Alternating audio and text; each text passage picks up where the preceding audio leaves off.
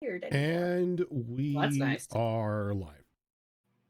Hello. Hi. I posted a message in the channel chat. If somebody could please respond to that, because I am having the damnedest time remembering something. I don't like names. Somebody's had to take notes. Scrolling up. It's not going to be Brad's last name. Okay. Are you talking about the Worthingtons? No, not the Worthingtons. Bradley.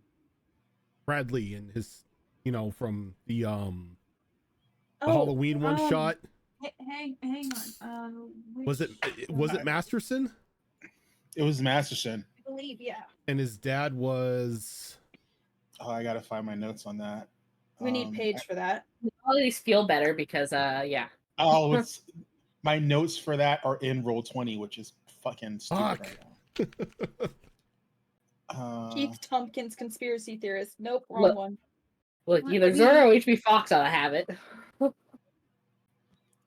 I don't think I kept permanent notes from that one shot. Because I knew it wasn't connected to the world in any way, so I wouldn't have to reference them after that one shot was over. Give me a second. I'm gonna scroll through. I'm gonna scroll through the messages that Zorro and I have, because somewhere Zorro sent me Paige's background. Yeah. It's like I might as well just scroll through Zorro because we've talked about it. But yeah, because Zorro was Silver Fox and Hard. Yep. I mean, it's Zorro. Not wrong. Okay, she just says Brad his dad, but She was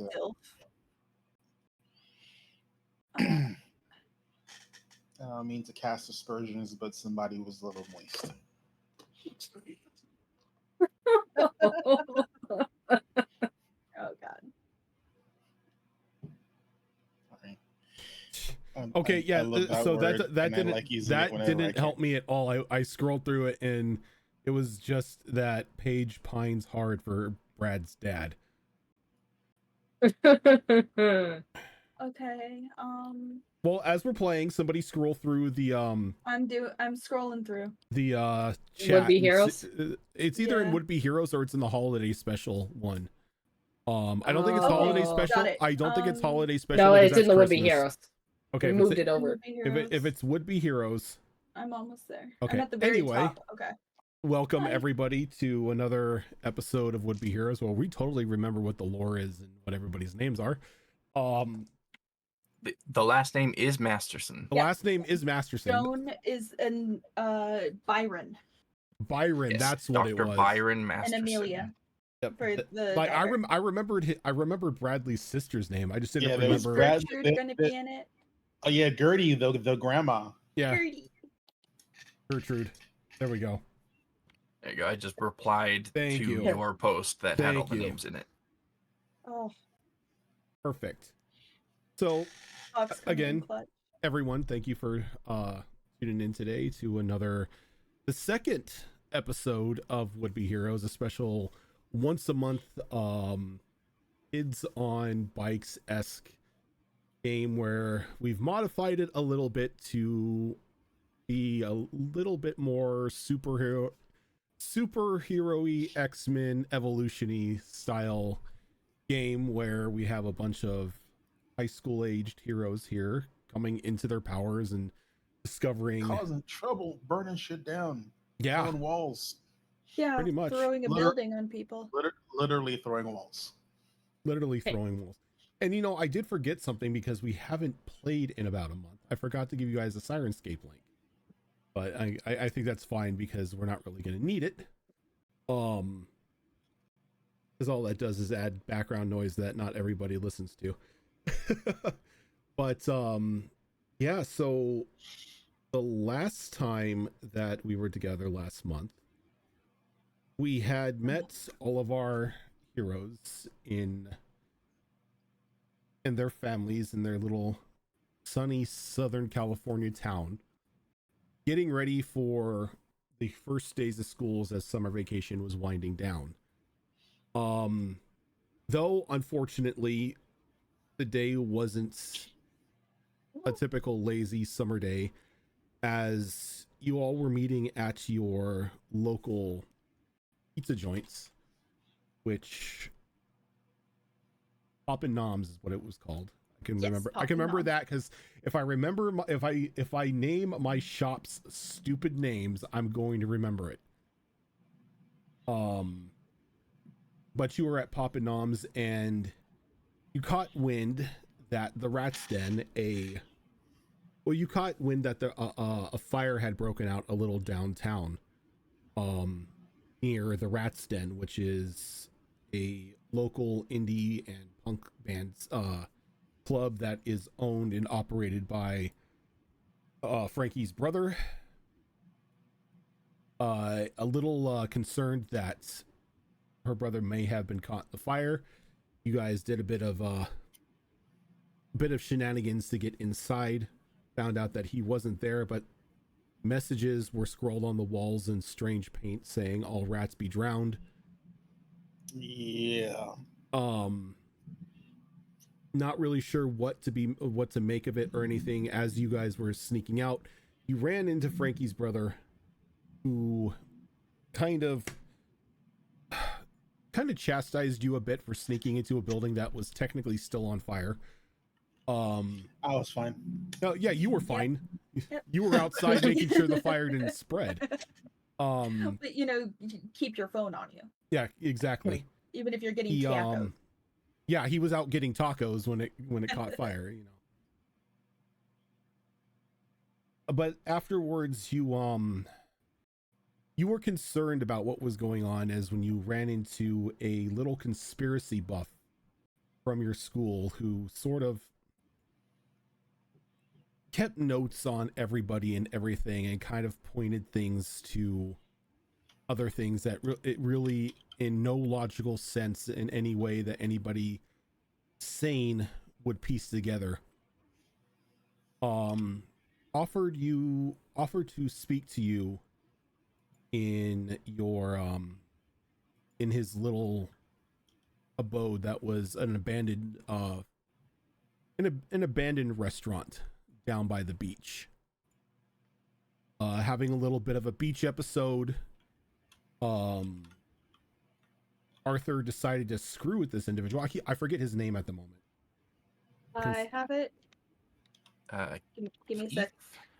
Keith Tompkins was the name he gave us. Yeah, I decided to screw with Keith as Keith was sitting on top of the abandoned shack, keeping an eye out and about on the shoreline.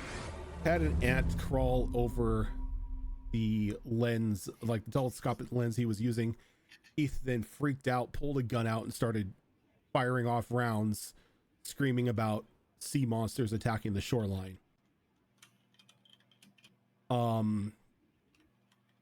After a heads up that the police had been called, he disappeared into the sewers.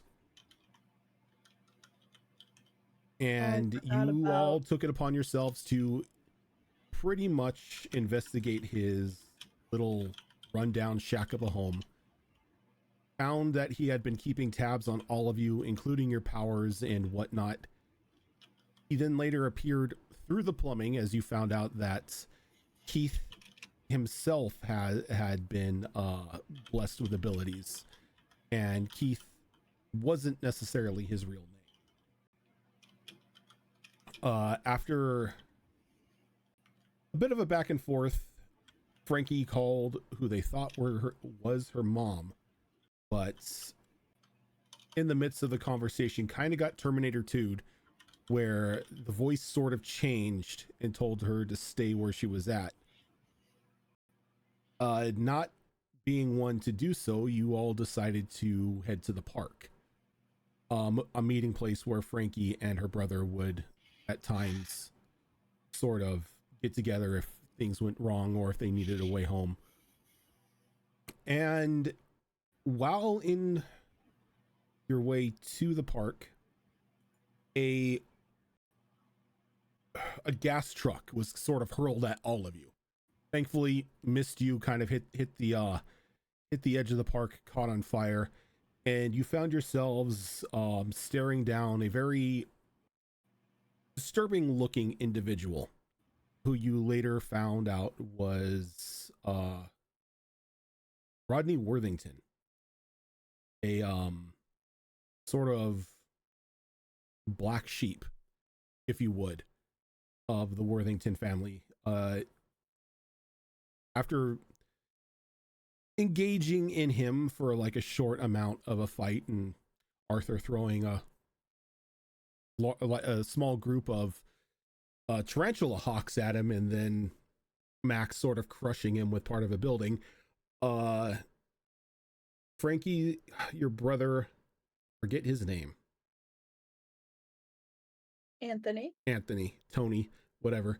Anthony. Never Tony. Anthony sort of like zipped around the corner in a custom car that looked like almost 1-to-1 scale of Mad Max's car. Sort of everyone got inside and he drove off. And as he started panicking. Him and Keith started talking, confusing all of you as they seemingly knew each other.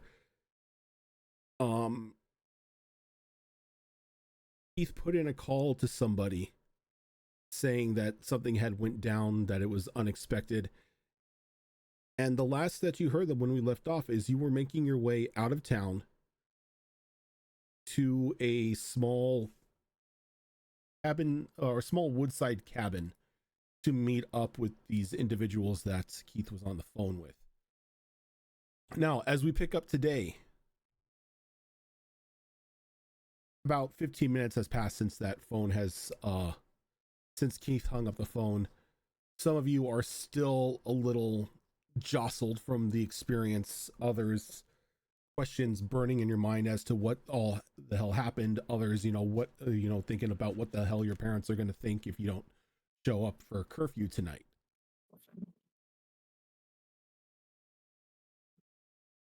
But Anthony seemingly has just a very blank stare on his face as he's just staring straight ahead on the road, just gunning it the entire time. Anthony, you better tell us what the hell is going on. Ricky, we got time. We got time. Now is not the time to talk. I need to focus to make sure nothing's going to jump out at us right now. Max, if anything, is looking out the back window just to see if anything's catching up to them. There isn't really anything behind you.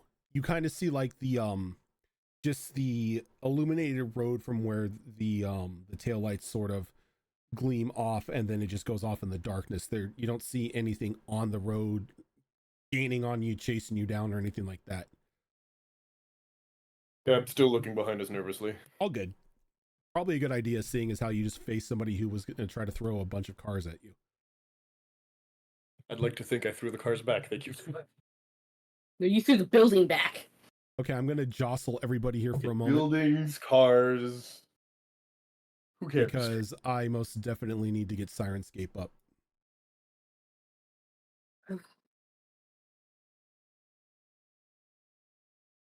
Look, we need some sort of explanation. This can't just be us running off into the night and leaving everything we know behind. Nobody said we're leaving. My mom will kill me. Nobody's saying we're leaving anything behind. I'm just getting you guys the fuck out of town right now after what just happened. Do you know why Rodney tried to smoke us? Again, things to be discussed once we get out of here. You have to explain it. It's just something at least. Posting the link in chat.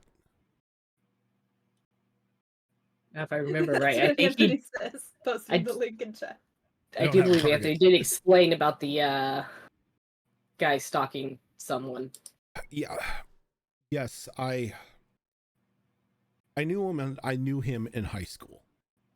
Both Keith and I knew him in high school. We sort of ran in different crowds. Guy was a creeper. Total creeper. Had a huge crush on a girl that we knew, and kind of took it too far, to the point of like not even just puppy love stalking, watching her from a distance, but creeping in her room at night and stealing locks of hair and leaving really bad poetry that came off as threats. in her locker and everything. And I one day He's got folders of us and pictures and no, not like not that level not of Keith. psycho. Not Keith. No. And Keith's like, no, I didn't write any bad poetry or anything like this. We're talking about Rodney here. He's the one. Oh, who the guy that was attacking us and we yeah. Him. might have killed. He well, he started it.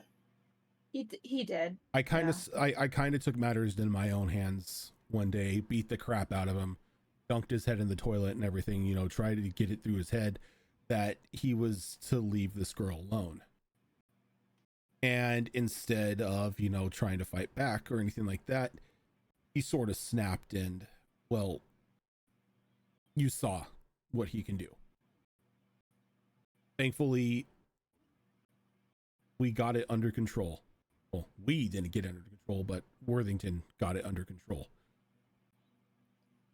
At the time, his powers weren't that great, but Worthington sort of hush money, paid everybody, anybody in an official sense off, and that was the last we saw of him. So Max, with his, you know, stellar manners here, is gonna obviously, no offense, cut him off and just say, okay, well, if his problem's with you, you know, giving him the old 1-2 dunk, why the hell is he coming after us? My only guess is maybe he saw Frankie at the club, and Frankie freaking out over me sort of put 2 and 2 together. Was he the one that trashed the club? That's the only thing I can think of, unless we've got another firebug that, you know, hates me. And I hope that's not the case. I look to So what's he got against the club, man? Rats May Drown. I own it. So he's gonna kill everyone who goes to the club to get to you? What the fuck is his problem? The guy isn't really something you would call psychologically sound. He's a bit nuts. I mean, clearly, but you've like got more than enough evidence to go to the police, I think. Yeah. He kind of like gives you a look. He's like, dude, I thought you were the smart one out of the group here. I'm the one that doesn't want to get involved. I think I may have killed a guy today. Cops won't help. I mean, if you didn't, I did. Look, we would be. Max is laughing, but you can tell it's the kind of laugh you'd get as a. He kind of shakes his head and he's like, we would be so lucky if that was the case, but I doubt the 2 of you did anything but piss him off. Guess I'll just have to throw a bigger building next time. Why are we running? There's nowhere safer than going back to my parents' house. Oh, cool. You know what kind of arsenal they have there? I do have car sound effects. Cool. Ooh, that's fun. I don't have any. Are you playing anything yet, or? Yeah.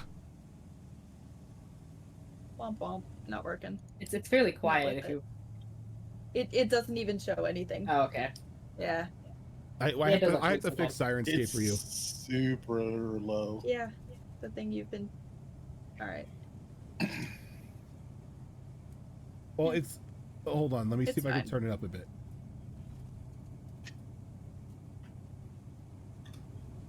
Because you guys should have a volume bar on your Sirenscape to turn it up. Yeah. Yeah. I'm just trying to do it so I don't F in chat. But chat doesn't need ears. Just kidding. He goes, almost got me. Look, I doubt he's dead. If anything, he's just pissed off. But, you know, maybe we got lucky and we've taken care of a big problem. Again, why are we running? It's practically an arsenal back to my parents' house. Why don't we just go there? We'd be safe there. You would think so. You would think so, but no. This is Worthington stuff. Did you not see the big black vans that came there right as we were leaving, man? You want to lead that to your parents' place? Your parents are too busy having a date night. They might be. Louis But at looks the same Gemma time, and no one she really goes, messes around with my dad. I mean, he He will goes, take "Why- a. Doesn't matter about big black vans. Why He's do you usually one have running a- them. Why do you have an arsenal at your house? Military brat. Yeah, my dad's a Marine and my mother's ex-Navy. So We have pretty much anything you can get your hands on legally. I was gonna say, who doesn't have a bunker? Right? I would if I could. I don't have a bunker. I have a basement. Does that count? You It's can full lock of the spiders, door. it counts. I can make it full of spiders. Please don't. Max just rolls his eyes and grunts, clearly annoyed while he's looking out the back window. It's like, look, we'll get more information as to what's going on down there once we can get in contact with Jump Scare. But until then, just try to calm down. Sorry, who's gonna jump scare us? No, that's just her code name. Is that who you're looking for? That code name doesn't instill confidence. I'm just No. saying. Don't know what to tell you. Who is she? That's what she chose. So where are you taking us? Besides away from here. What's the destination? As you say that, he kind of like grabs the handbrake on the car and kind of pulls you guys into like a side drift as he takes like just like this offshoot dirt road.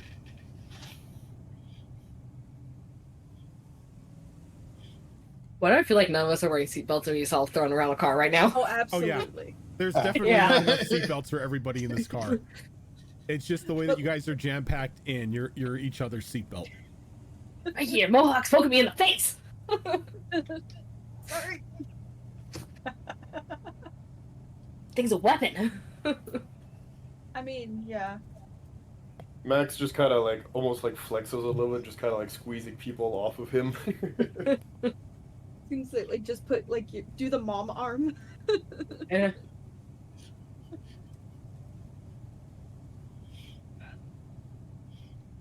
It takes a bit, but you begin to see off in the distance a small like cabin sort of tucked away along this tree line.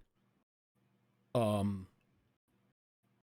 light or anything seems to be coming from it at the moment, but Anthony slowly pulls the car up to a stop in front of it and sort of like just hops out. He kind of makes sure that everybody has the means to get out of the car. I don't think this is a wise idea. I've seen this horror movie. It doesn't end well. Look, Yeah, it's cabin in the woods. fine. They're not here yet. Who are As we meeting? Keith sort of like just slips out of the car and sort of walks inside, does a quick clear of the house. You can see that he like puts like a sawed-off shotgun that he had and he just puts it tucked away back into his coat. Goes, we're good.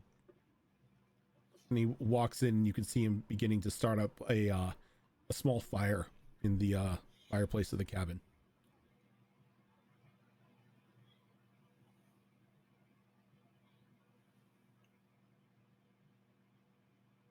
So who's not here yet? Our contact. Oh, jump scare. Well, no, Jump Scare should be coming with them, but no, her dad is our contact.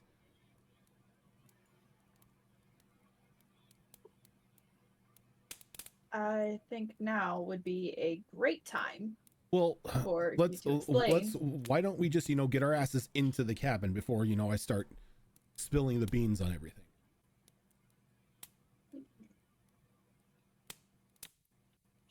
I mean, all I right. don't think the cabin's a wise idea. I like stomp in. Look, the cabin is fine. Nobody can find us here. Trust me. I don't know. You're not showing a lot of confidence. You ain't getting as much to go off of. That's because I don't want any ears hearing anything I have to say. Once we get inside, we'll be fine. Or stomping after Frankie. I'm heading in as well, but I'm being very, very cautious going from the car to the cabin, keeping an eye out in all directions because now I'm expecting somebody to jump scare me just like out of the dark. Right? I'm prepared to throat punch anything that jump scares me, so not in a good mood. Oh, jeez. Okay, I was just practicing. Sorry. As you all get in, Anthony shuts the door and turns on like flips the light. You can see the overhead lamp sort of starting to flicker as the 2-story cabin is sort of illuminated for all of you, so nobody gets tripped up on anything. It is surprising, as you can see, that there is a bowl of fresh fruit out on the counter. It looks like the cupboards and even the fridge are all fully stocked. And as Anthony walks over to the fridge and just helps himself to a beer. As he's walking back over to where the fireplace is, he's kind of like falls back into like a very large beanbag chair, and he throws Keith a beer as well. Okay, make yourselves at home. We probably got another 5 or 10 minutes before our friends show up. All right. I'm gonna scope out like each of the rooms of like how many rooms is it, bathroom, all that stuff. There are 4 bedrooms on the bottom floor and another 6 on the top floor. Very basic amenities. You've got a dresser and a bed in every one of these every one of the rooms. Though you get kind of a feeling that this is less of like a vacation home and more of like a safe house. Yeah. I check to make sure that like the windows can open. And the windows can open, yes. We have a history of that not happening. Louis sits down by the fireplace. I'm sitting by the closest window to the door so I can see out the driveway. I kind of made it that far into the house and just sat down. I was like, nope, this is where I'm going to be. I mean, I'll even lean up against the windowsill if I have to. And then Silent protest. I start going through the pantry and everything, and I'm like, looked at Anthony, and how much can we trust this food? Oh, what is up with all the cloak and dagger stuff? You're fine. Eat some Cheerios for Christ's sake. I can test to see if it's poison. Won't really do much for me. It's not poison, Paige. It's food. Yes. It's just offering. Have your first fight, and all of a sudden you think everybody's out to get you. You're the one being all secretive about everything. Only because I need to. Not to mention, we found files that you had on us, so we don't know what you're plotting. Maybe Keith kind of like raised his hands, like, to be fair, that was me. He didn't know anything about that. That was all for me to make sure that all of you were growing up correctly, that your mutations weren't necessarily overtaking you, that you weren't going to be a danger to the community at hand or anything like that. Look, I'm sorry, growing up correctly? Well, yeah. Making like sure... keeping tags on us multiple times throughout our life, or just recently? Consistently. So... I would say I've had all of you under surveillance for the past 3.5 years. What? The fuck? I'm sorry? Anthony. That is actually just flat out creepy. I mean, that was what? When we were 13? Why were you spying on 13-year-olds? It's my job to make sure... It's fucking creepy. To make sure that all of you... Oh, not just you. Anybody in town that came under my purview of having a power or a mutation, I kept notes and surveillance on to make sure that we weren't going to have another Worthington incident. That's my job. That's why Byron put me in the town. Who's this Byron you keep talking about? Technically my boss. Not really Anthony's boss, because Anthony is kind of freelance, but he's my boss. I sort of make sure that everybody in town, mainly those who are still growing up, the teenagers who are just coming into the powers, are not going to become nuclear devices. I'm about to become a nuclear device. I could copy a nuclear device. That help be helpful? He goes, if it makes you feel any better, I didn't put hidden cameras in any place that would technically violate your more specific privacies. Mostly in Wait, living there's rooms. cameras? Oh yes, cameras, tracking devices, all that sort of thing. Tracking device. The more you talk, the worse this gets. Yeah. Well, yes, I can see how it can sound very creepy, but I will say that even though I kept notes on you for this time, I did not fully invade your privacy. I'm about to do something, like, this is out of character, although my character is about to do something irrational, but due to the hot temper flaw, it's perfectly rational to her. She runs up and just sucker punches him. Go ahead and give me a fight check. I'm glad you do it, because I was about to. Oh, wait, I was going to use Frankie, I was going to use the telekinetic ability I stole to Frankie, smack him from across the room. My fight is 8. 8? Okay. I'm not very strong, but I can... It's a sucker punch. Well, no, you're running up to him and punching him. It's not really a sucker punch. You're just full on punching him. I'm sucker punching because I'm going to use the telekinetic ability that I stole from across the room. All right, so both of you give me fight rolls. Fight.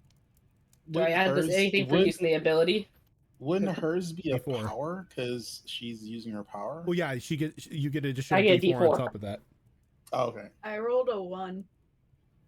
It's good. This is gonna be one of those nights. You're in dice jail. And I got a total. I didn't roll a D8. I rolled a D6. That does not count. 7, 8, 9, 10. 10. Not much better. I rolled a 3. Okay. So you reach out and just try to sort of telepathically slap him. And you can see as you hit him, his body completely turns to liquid as it kind of splatters against the wall for a moment as Frankie's punch just catches air because of it. And he just appears behind Frankie, grabbing her arm and hooking it behind her back and kind of just pushing her into the beanbag chair. He's full on calm, flailing and kicking down. This was not meant to sell you to the government or anything like that. We just wanted to make sure that we weren't going to have another Worthington case on our hands. And as he's kind of struggling to hold Frankie there, Anthony kind of puts his hand on his shoulder and he eases up. And he sort of kneels next to Frankie, who's sort of now lying in the chair. Kid, look.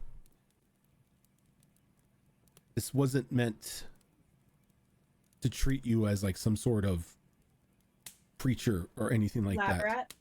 No, not lab rat. There were no experiments run. It was just to make sure that we were okay. Same thing was done to me. Same thing is done to anybody in the town that may have powers. There are eyes on them to make sure that 1, they don't turn into this Worthington situation.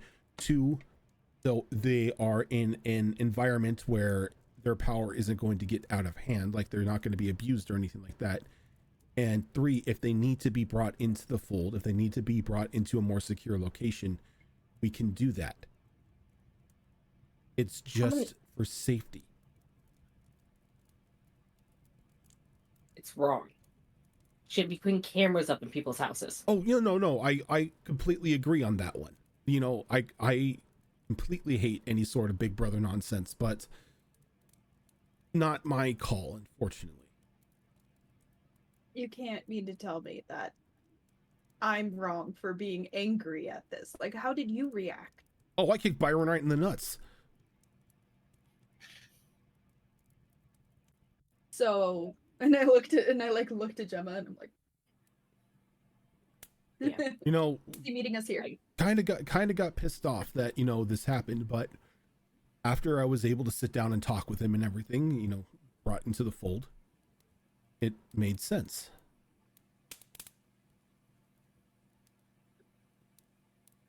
So you keep saying that you're like watching everybody in town and all that, just to make sure they're like grown up right or whatever. What happens to the kids that don't grow up right? What do you do to them? We try to head off any problems before they get too much. Sort of. How to say this without making it sound creepy? We don't. You can't. Oh, you're already there, man. Yeah. You're already there. Yeah, it's unfortunately. We Ship don't. has sailed. We don't kidnap them if that's what you're worried about. We don't tuck them away in some secret bunker or anything. We don't do any of that Worthington nonsense. We sort of enroll them in another school. To say, we have conversations with their parents. We let them know what's going on. And, we try to get them the help that they need to better control themselves. I mean, that doesn't seem so bad. A new school? A new school for people like us, yes. And as he's talking, a little bit away from where you're sitting, Gemma, on like one of the solid walls of the cabin, you begin to see like this white spark sort of kind of like shooting off as this like bright white gateway opens up and 3 individuals begin to walk through it. What the fuck? That startles me, and the fireplace kind of goofs a little bit. As he kind of like puts up his hand as it sort of extends a bit to like this freestanding water veil in front of you. Like, it's fine. These are friends. As you can see walking through, there are 3 individuals. One like coming through first is this older man, probably mid-50s. Short hair, sort of graying along the sides, and very salt and pepper build or beard. He's got still a like almost not too muscular but not out of shape build. Wearing a button-up shirt that's kind of like tucked into a pair of dress slacks. And he's got overalls sort of over the shoulders. As he's coming through next to him is a younger man, probably around the same age as a few of you, about 16, soft brown hair, very messed up at the moment. Looks like he was woken up when the call happened. He's got a just looks like a weird like graphic t-shirt on with a frog sort of like jump kicking a wood board. And just like a pair of jeans that are like wrinkled. Looks like he just grabbed them off the floor. Next to him is a girl who is sort of dressed almost like she was about to go out to the club. Just a black leather jacket, a black tank top, and a pair of black tights and very like shin high boots. Though her skin is like almost like deathly pale, as you can see like just like these dark circles under her eyes, with like shoulder length brown hair. And she's sort of just like looking at everybody, annoyed and disapproving. And as the 3 of them come out, the young man sort of closes his hand and the gate behind them closes.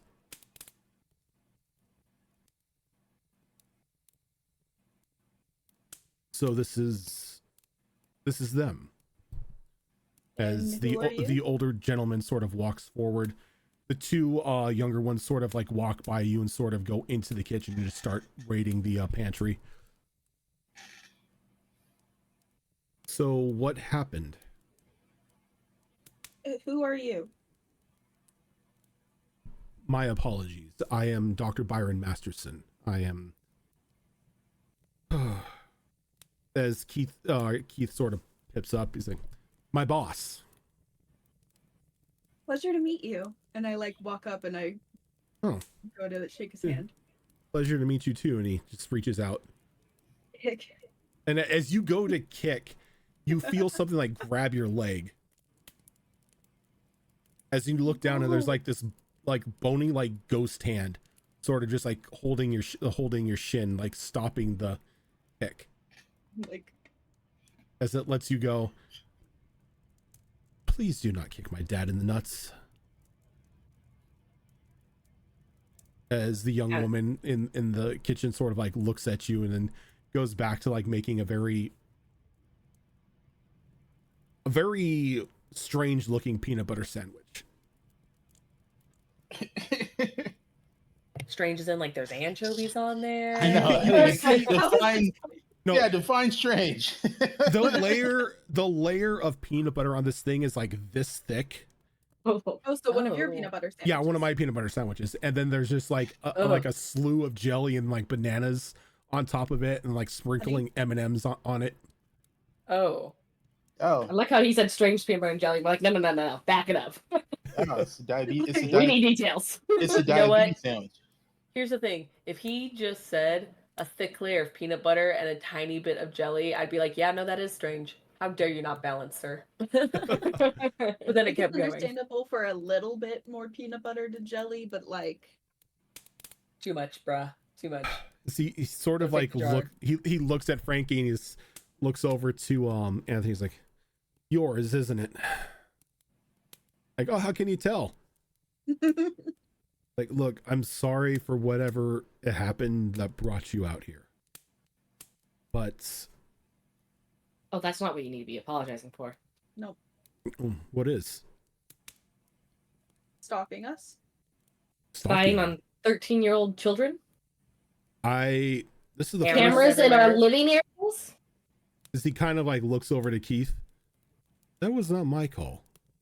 I can't believe anything that anyone says. How do I know that, even if you say that you didn't put them in like the private areas, like the bathrooms, how do I know that I wasn't peeing on a camera that was in a toilet? As Keith sort of shakes his his head. The toilet instead of the shower? He's like, look. The most disgusting thing I ever recorded was whatever was in your trash. That was it. You're not making this any better. You might as well just stop talking. Look, I didn't. Anything you say makes it worse. I didn't say information gathering wasn't a disgusting profession.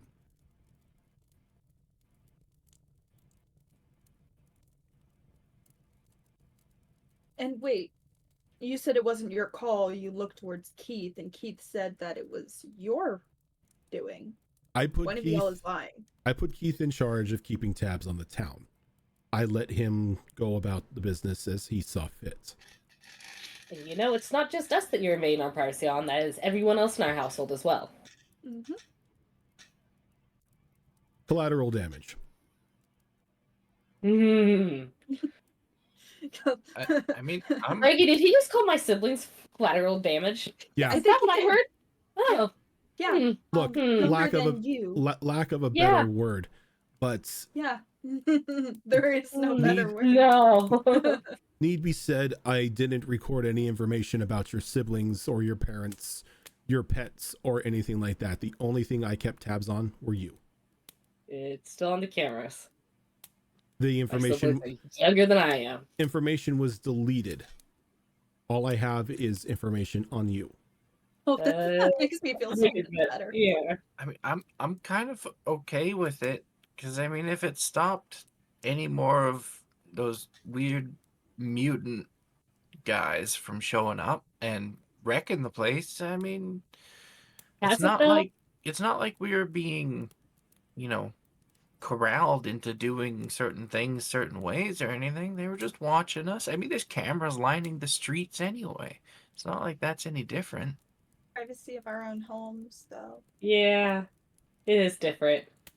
I don't Like, know. it's the need of the fine many to is me, not greater than the needs of the few. but if you're. then, I mean, Sorry, my parents are like scientists anyway, so we've got like a whole lot of, cameras and stuff set up around to watch our bugs anyway. So Besides, it's if you kind of- if we you're have a bunch. fine.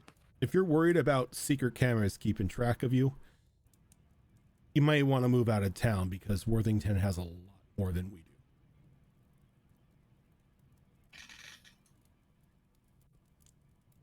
Look, there are certain things that should remain confidential, and you've broken those things. Unfortunately, it comes with the territory.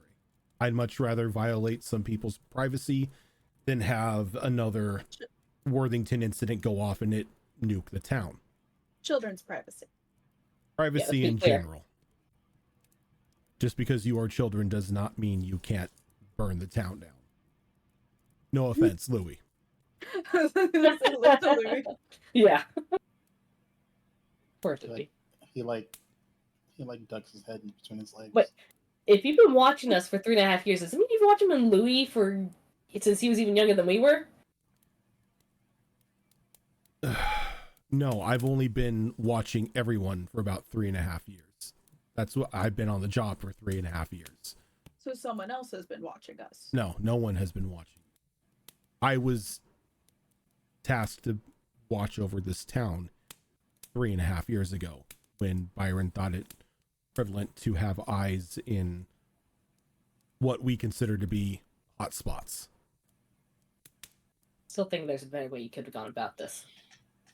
Probably, but I was new to it, and spy technology was the easiest thing to come by. What's done is done. I'll kick your ass later. And we're going to be starting talking about some other ways to monitor people than invading privacy like this. He kind of like looks at you and he's like, "You too." That's funny coming from somebody whose father is in the military. He kind of got you. I'm not using spy satellites or anything. Only because you don't have satellites would be better. Money. But cameras in my house. It's like only because you don't have the budget. True. I would love to have a spy satellite, but that's neither here nor there. And Byron sort of looks over to Anthony and to Keith. So you said Roddy got out. And Anthony nods his head and he's like, yeah, and he tried to kill this lot here. Torched my club. But group here sort of held its own, and big guy over there crushed Roddy with part of a building, but I don't think it's gonna take. He's just stuffing his face right now with sandwiches. He's like, Anthony kind of looks over to the girl in the kitchen. He's like, okay, Jumpy, I know you're stuffing your face right now, but can we borrow the eyes of the dead for a bit here so we can see what's going on? So you're jump scare. She kind of like rolls her eyes of the dead. Yes, I'm jump scare. Eat that. Oh, if you don't want to no, be called that, it fits too well. All right. Well, it's in the city. Shouldn't be too hard. The spirits of the dead are all over the place. Does anybody else want to take a look? No. Look, I'm gonna need more eyes on the situation here. Sure. Okay. How often are you asked that question? You would be surprised. Okay. So what I'm going to need you to do is she sort of like begins to clear out a place in the room, and she sort of lays on the ground and she holds her hands out. Take my hand. One of you take one hand, the other take the other hand. Anyone else is joining in, take that other person's hand. All right, I'm gonna lay down and take a hand. Okay. Just nope. Okay, well, I have to tell you all this first. The first time you die, it's kind of scary. And as she says that, her head just hits the ground as all of you feel your heart stop. And you're sort of like just whisked away from the camp. Not the camp, but the cabin, as you see yourselves flying over the land side, just like at an incessant speed, until you're like sort of hovering over the area where the fight took place near the park. You can see just like this ghostly outline of jump scare. Don't get too far from me,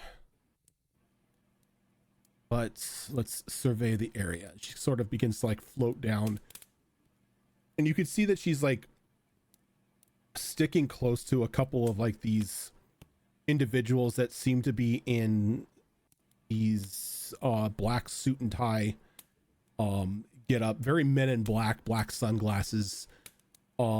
They all have earpieces, and the way that their bodies are like it looks like they've got like probably like a Kevlar body armor or something underneath the suit. And they're sort of like talking to one another and like putting the fire out and sort of digging the rubble off of where Roddy was crushed. But those who went along, you can survey the area and see what's going on without being detected.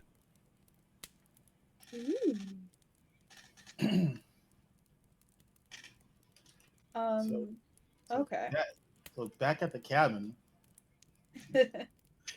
when like half our group falls to the ground, like I'm presuming dead, Yeah. because I hear her go, when you die the first time it sucks, and then they all collapse to the floor. Like I just like huddle next to the fireplace, and the flames of the fireplace are circling around me. I noticed all the girls went. Yeah. As we do that a lot. Byron begins to like just grab pillows off of like the couch and everything, sort of like putting them under the heads of each of the individuals that went along with jump scare. It's too late for that. We already hit the ground. Yeah. Look, you're gonna want you're laying down now. Might as well have a little bit of comfort.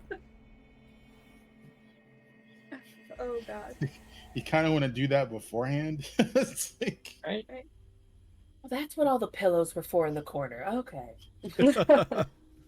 But those of you who are technically in ghost form at the moment, you have the ability to go about and investigate the scene of the crime, as it were.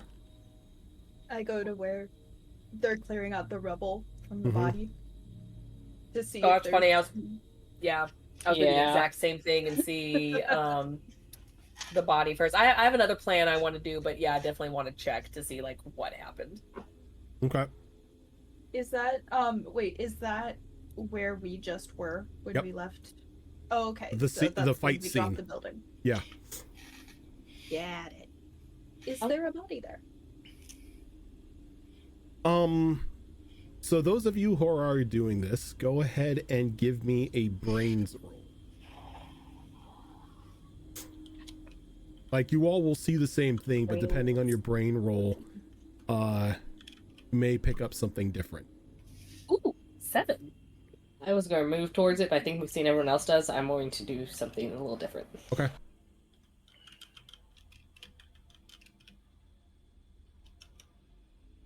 Sorry, currently trying to find a D10.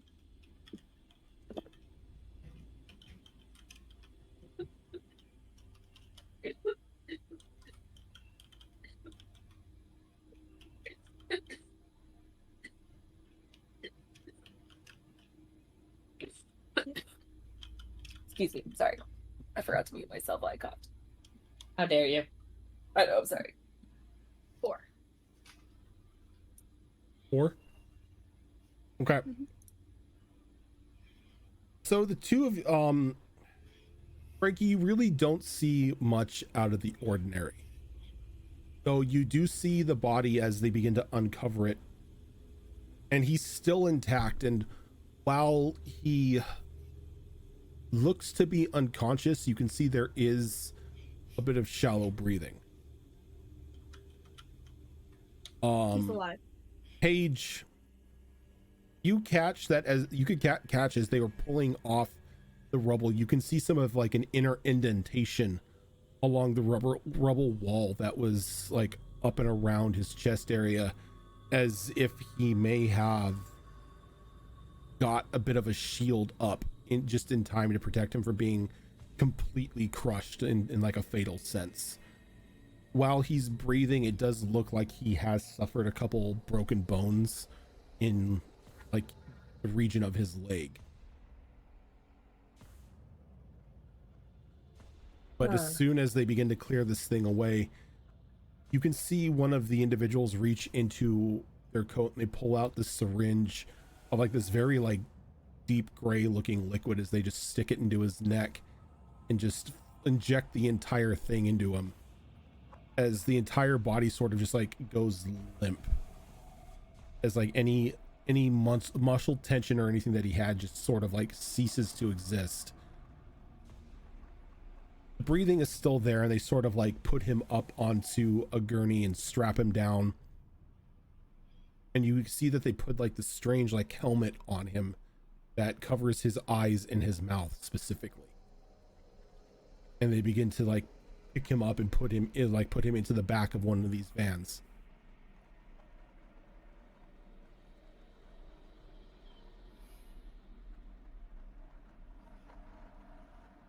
Gemma, what are you doing?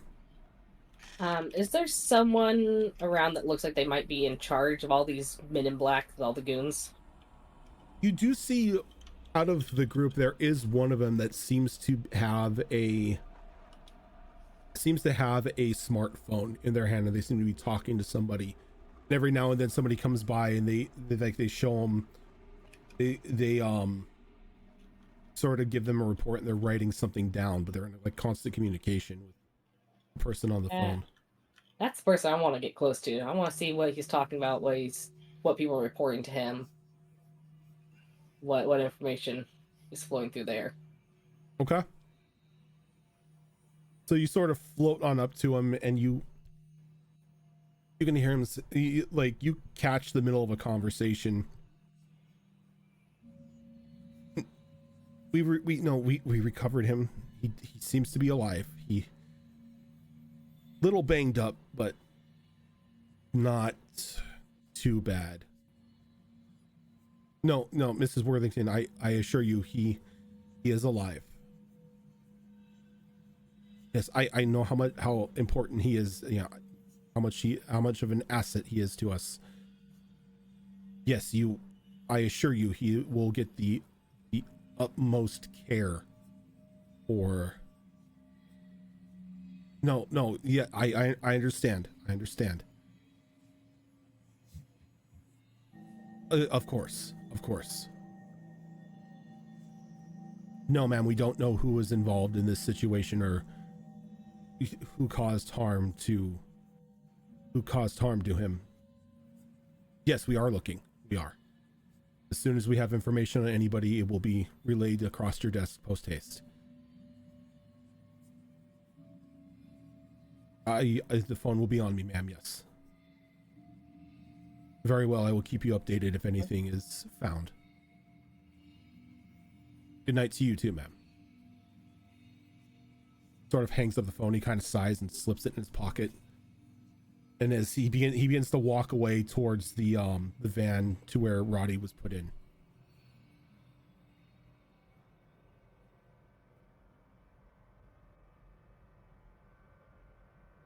Interesting. Okay. Now, Paige, what are you doing? What are you checking out? Or was that Paige?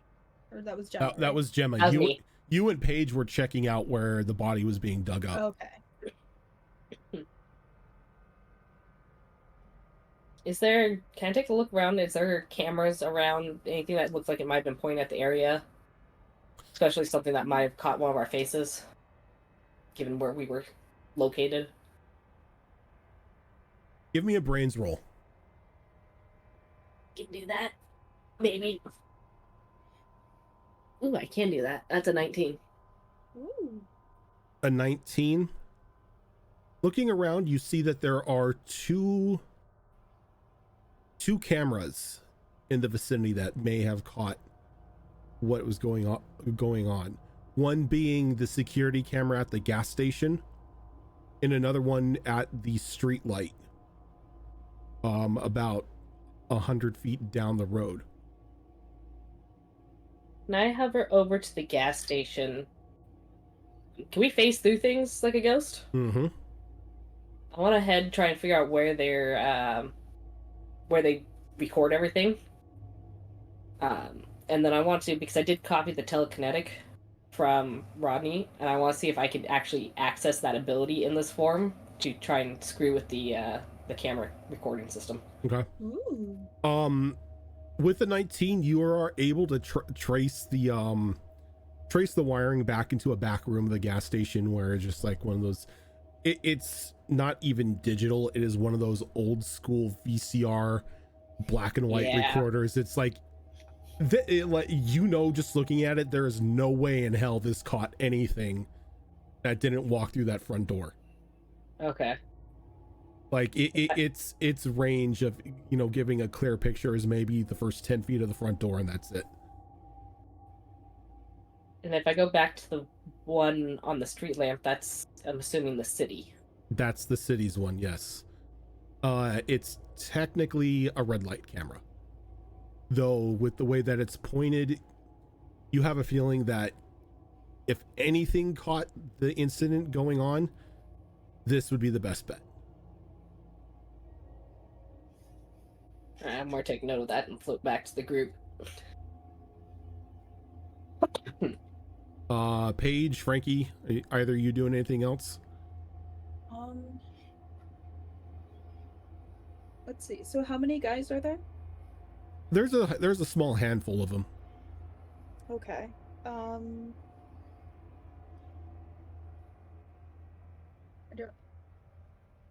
Is there anyone looking at the tire tracks from when Anthony drove up and all Not that? really. It seems to be most of their focus is on the central area where the building sort of crushed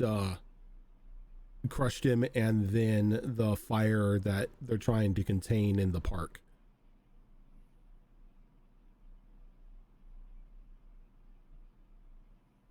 Okay. I mean, I think I'm done, but I don't know about you guys.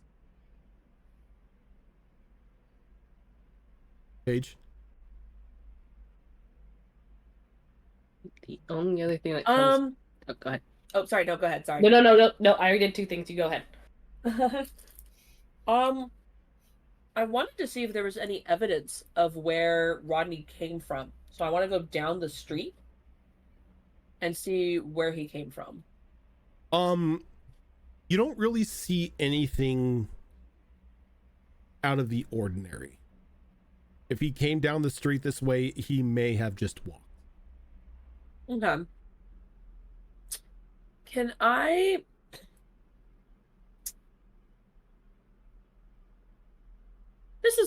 This is probably just Paige watching too many movies.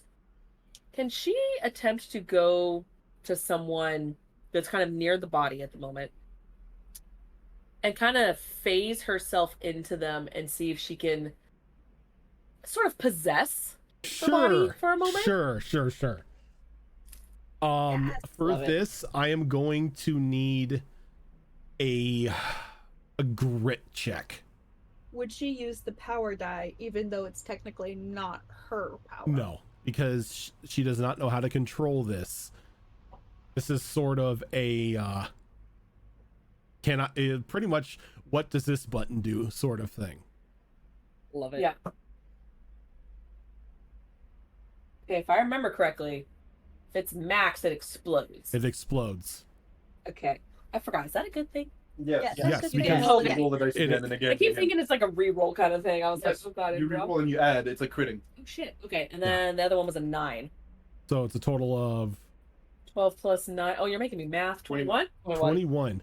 So you slip into this person, and it's just like slipping into your favorite pair of pants. As you just slip right into them, and you can feel that you have full control over their body. As like there was sort of a resistance for a moment, and you sort of just like knocked them out, and you are now in control of this person. Okay. I want to check my pockets for any sort of organization, like a badge or something. Business card. Identification, and a cell phone. Easy enough. The identification is inside underneath the black jacket that they're wearing. There is a cell phone in their front right pocket. Okay. Does it give a name and any kind of organization? This is a Wallace Smith from Worthington Security Incorporated. Security. Okay. I'm gonna check the phone and see if I can access contacts and recent messages. So you pull their phone out, and as you open up like the lock screen, it's asking for a fingerprint verification, which you can easily you could provide because you are in control of their body, and it opens up a home screen of just this cat sitting on a turtle's back. But there's all sorts of applications on the phone, including a contacts list. Tinder. It's Grindr. Nah, Bumble. Yeah, so I'm going to check the messages first, like text messages. Okay. And see who's popular. Checking the text messages, you see that there is one from there's a text message chain from his wife, one from his daughter, and then there is just like a series of various text messages from what look to be bookies. It seems like Mr. Smith here has a bit of a gambling problem.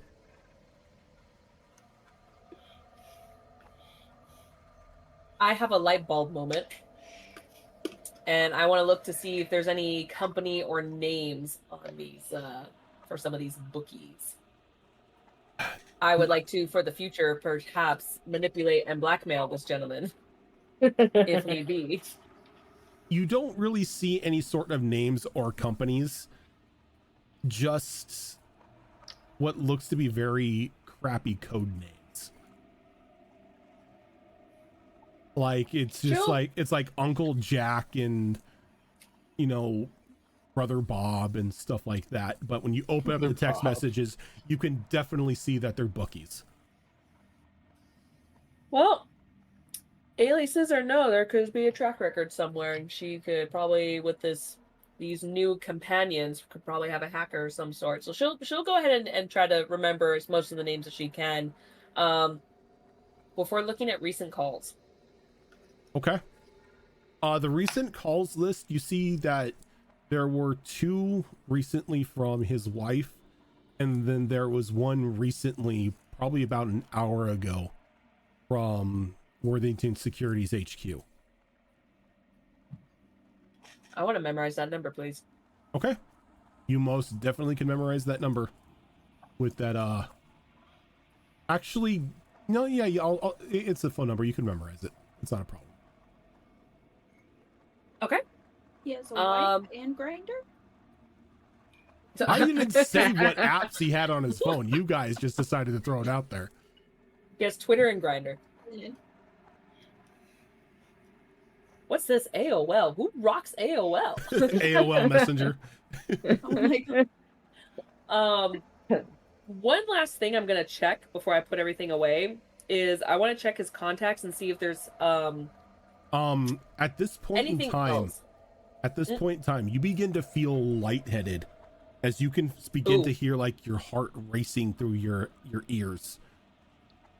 And you begin to feel very flush and very faint.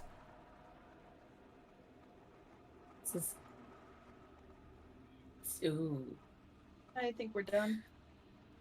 Yeah, I was gonna see if I wanted to do a fuck around and find out kind of thing, but I think since this is not her ability, she's like, I don't want to risk it. So she'll go ahead and slowly slip out and kind of back up out of the body. Okay.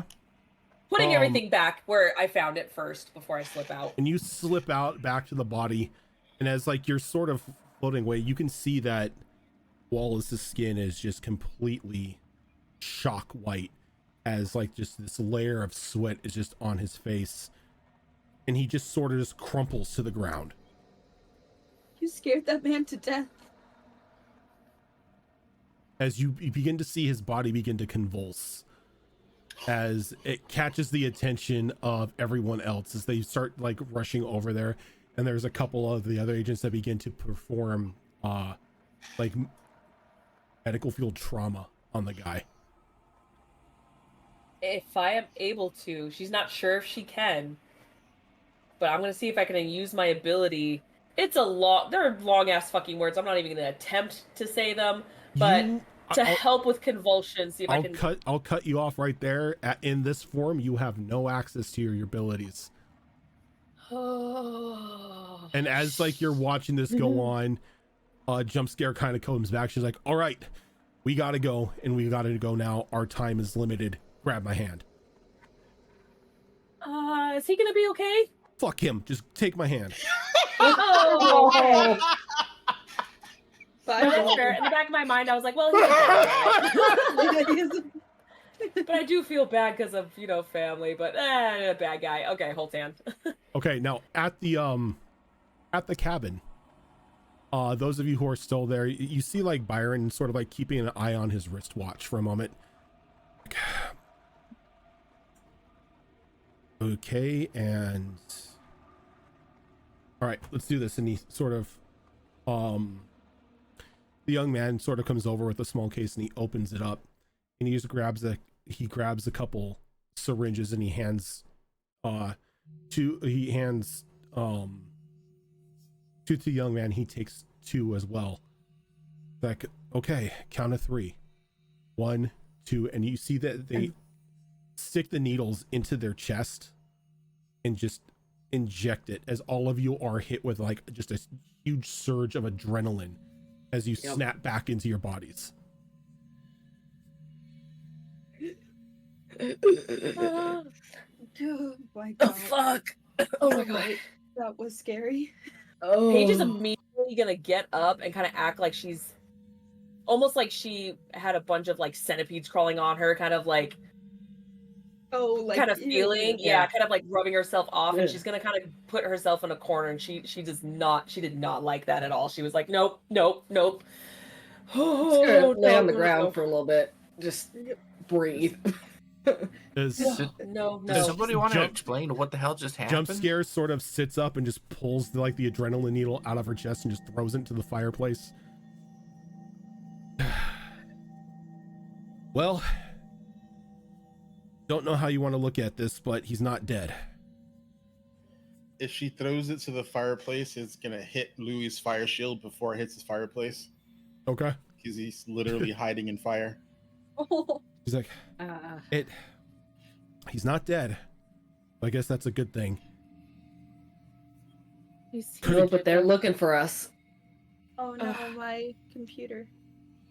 Oh no. Oh no. Oh, there we go. Now she froze. Cass, can you hear us? I can hear you, but everything's frozen.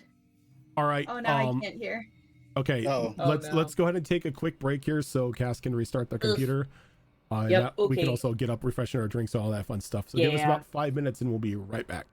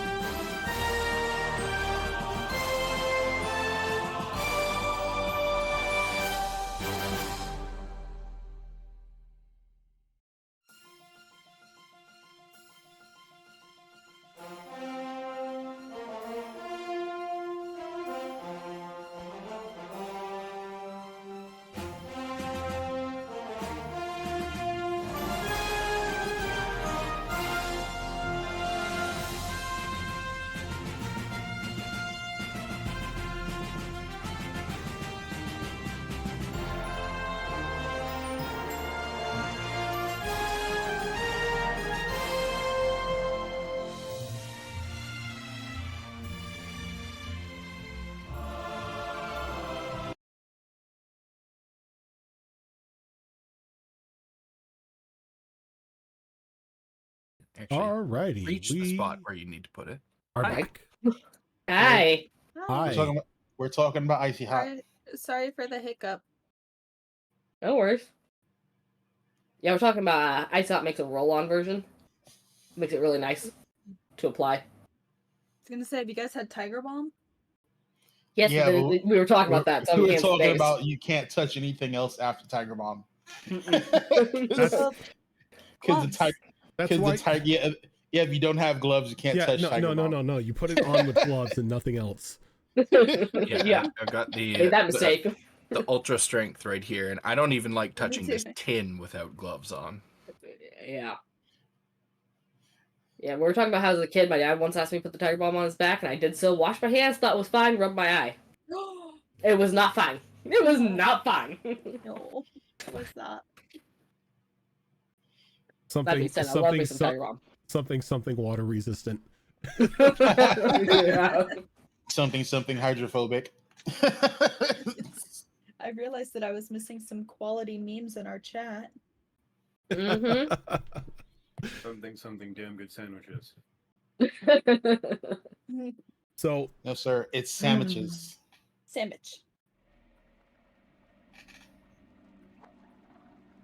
So as everybody comes back to life after their little trip downtown, you notice that Paige has sort of like secluded himself in a corner, is like sort of just like very zoned out at the moment. Jump Scare, on the other hand, has like pretty much just given the rundown as to what has happened. Gets back up, walks to the kitchen, and just starts eating their sandwiches as if nothing has happened. Hold on a minute. You guys were ghosts? Yeah. And you That's went pretty cool. And like spied on these men in black people? Yeah. Yeah. Paige kind of possessed a guy. It's like Jump Scare stops. She's like, she what? She possessed a guy. Went into his body, and would I know his name and all that? No, you don't know anything. I don't know anything. I just know that I just saw her go in, and I was like, okay, you're doing your thing. Is Zoro here? No. No, unfortunately. Okay. We are relaying each other for child right now. All good. Okay. Fuck. So that's why he collapsed. Is he dead?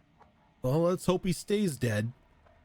Hope he stays dead. Otherwise, he's gonna know about Paige. Oh, that's not good because they're looking for us. They're looking for us. Yeah. They don't know who we are yet, but they are. There's only one camera that I could find in the area that would have possibly captured us. Mm-hmm.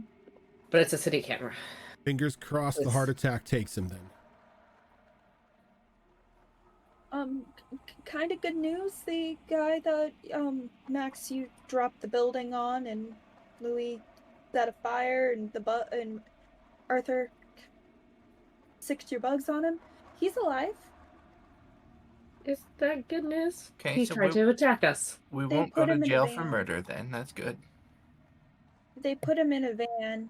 I assume that they put him back into they're taking him back to the facility.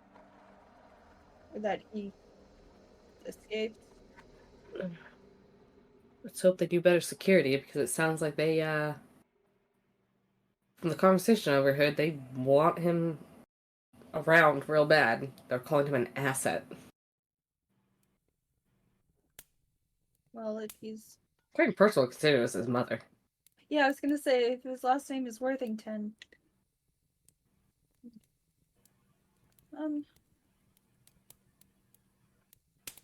I look at a Jump Scare. I look at the well, I assume it's Brad, but Jump Scare, and they go, so what do we do now? She just mouthful of peanut butter sandwich. She just shrugs, sort of like, leaning back in a chair, just very uncaring. And I look to Anthony, like all of my like anger and like rebellious and like all that stuff is just gone. I'm just like legit scared about what's going on because I have no idea what's happening. With a mouthful of sandwiches, Max is gonna half answer. Drop a bigger building on him next time. But I don't think he was the real enemy. I think, from what it sounds like, seems like Worthington is. I mean, honestly, I don't know if they are our enemies. I mean, if this kid had a psychotic break and was coming after your brother, well, that's not good. I don't think it makes him enemy. It just means he's some troubled kid. Honestly, one problem at a time. Byron sort of shakes his head and he's like, well, if he's back in under the custody of Worthington, they should keep him sequestered away again. So unless they did a great job of that last time. Unless he breaks out again, you shouldn't have to worry about him. So problem solved. Go home. Well, that the Worthingtons are now looking for us. That begs they the didn't question. Seem too happy about it. The way I see it, you have two options. You can go back home, go back to your normal lives in Seafield, and carry on as if nothing happened, hoping that Worthington has nothing to investigate you on. From the sounds of it, it doesn't seem like they have much, if at anything. Or unless the street camera caught us. And Keith is like, I can take care of that. I can make sure that the street camera information is conveniently lost.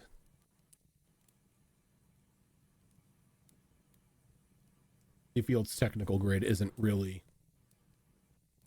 tip-top shape when it comes to security. Yeah, my concern is how quickly they're going to get to that data. This is the Worthingtons. See,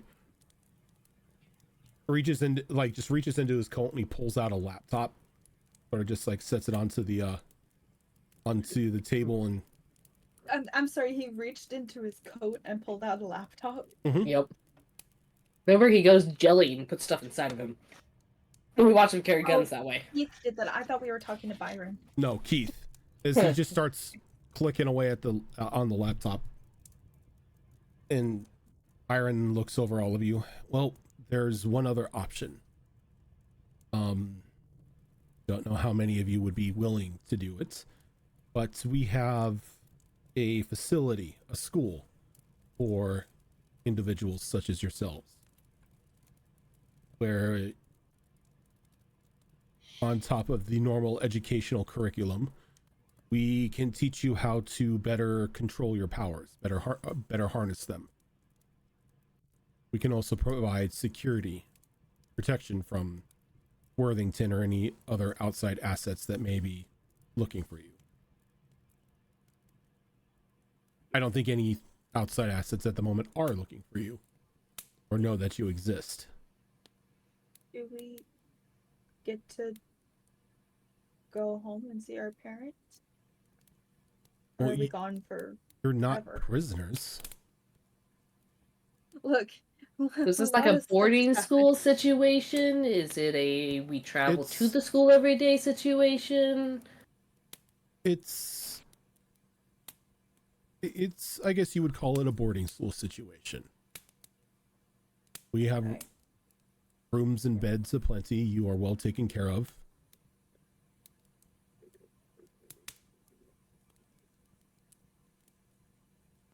I mean, I'd have to talk to my parents about it. Yeah. So it's getting close to curfew here anyway, so that's true. Do not worry about that. I will ensure that your parents are well informed as to where you have been and where you will be for tonight anyway.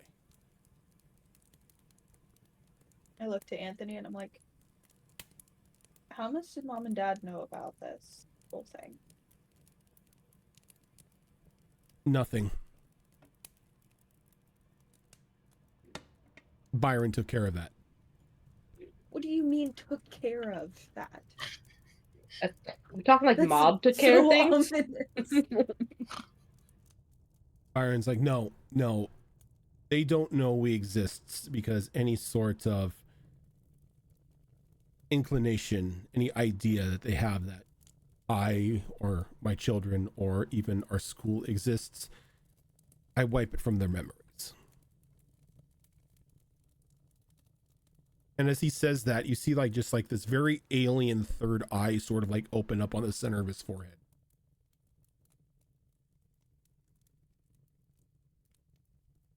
Well, that is not the strangest thing I've seen yet today, so... It's pretty up there, though. Yeah, top 3. As far as any of your parents would be considered, you would be going to a very choice boarding school for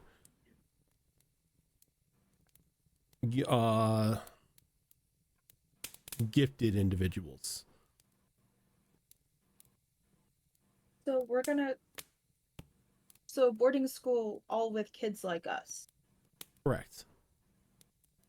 We're not gonna be the weirdos. I wouldn't assume so. I've been to plenty new school. We'll still be the weirdos. We're gonna have to up our game. Now, I will say it is cross country. Where? I cannot tell you. Motherfucker. General State? It is still in the country. Yes, it is just cross country. So how are we gonna... It is outside California. So how are we gonna travel there? Are you gonna put bags over our heads and drive, or are we gonna take one of your fucking portals? Well, Brad sort of pops up. He's like, "Well, actually, those are my portals." Yeah. Hi, I'm Brad. Yeah, that's what I can do. Cool. And that's Amelia. You don't have to keep calling her Jump Scare. Amelia. How far can you go with those portals? Farthest I have gone so far is the what was the last test we did? Surface of the moon. That took a lot out of me, though. You would be surprised how the laws of space-time sort of vary while in space. Yeah, and the whole gravity thing. Yeah. And the whole, oxygen thing. Oh, I had a suit on. Don't worry. I mean, you have. I'm not so much worried about you, because I assume you'd prepare for that. You'd know you'd be going to the moon. I'm more thinking like you're opening up a vacuum to space. Yeah, that room we used was just trashed. Did you... Was it air sealed? Yeah. No. Look, I had a safety suit on because I didn't know where I was going. I was just reaching out there, and well, let's just say going in and coming back, the room doesn't exist anymore. If NASA reports that there are a couple couches or armchairs floating about in space, yeah, that's why. Yeah. And you guys could teach us to do stuff like that. Byron shrugs like, not technically that. That's my son's ability, but I don't want to go to space, but we provide a facility for you to focus on your special abilities. I want to learn how to do that. To better understand them and better strengthen yourselves, to understand yourselves. That sounds great. I'll take sandwiches over the orphanage any day of the week. Oh, you don't have to worry about just sandwiches. We have a full-on cafeteria with quality chefs. With the calorie intake I got, that sounds like paradise. You're going to need a chef just for this guy. Yeah. Well, they dedicate him just to his meals. We have a couple individuals, such as Max here. Oh, cool. So you'll have friends to snack with. Yeah, if you want to call it that, I guess. Could get in some like I mean, food competitions. You could still like snack with us. Well, Yeah. I mean, like friends. Yeah, we're still gonna be friends, but I mean, like, we're gonna meet more people that can do cool shit. Yeah, I'm gonna be real. I didn't even know there was other people who could do stuff like this shit. The reason I kind of, well, Paige and I kind of started the whole little club thingy was to kind of keep everybody together, right? But I mean, heck, if it's gonna be a whole ass school of this stuff, I mean, look, my door is always open, but like, Oh, are you too cool for us now? Once we get to this school with more super no, beings, no. I've you're served gonna my you're gonna purpose. pull the whole football thing. Well, that's what I was about to ask. Actually, I've served my purpose here, but yeah, is there like a football team or teams or games or whatever at your boarding school, sir? We are an accredited high school, so yes, we do have a team. So we have special uniforms to say that while on the field, your powers are hindered. You cannot use them against everyday students. Me? I'd never do that. Choo-choo. He giggled a little bit. You're worse. There's probably a YouTube video of, Max hitting, just colliding with another football player and sending him flying back like 15 feet or something. And I bet Paige was the one who filmed it, or you can hear her cheering. Well, honestly, I don't think Paige would be caught dead cheering for me, but that being said, I mean, look, I don't need to transform to kick ass. And on that note, Max, obviously, with all of his, 6 brain cells here, is gonna just go ahead and just flex his normal muscles.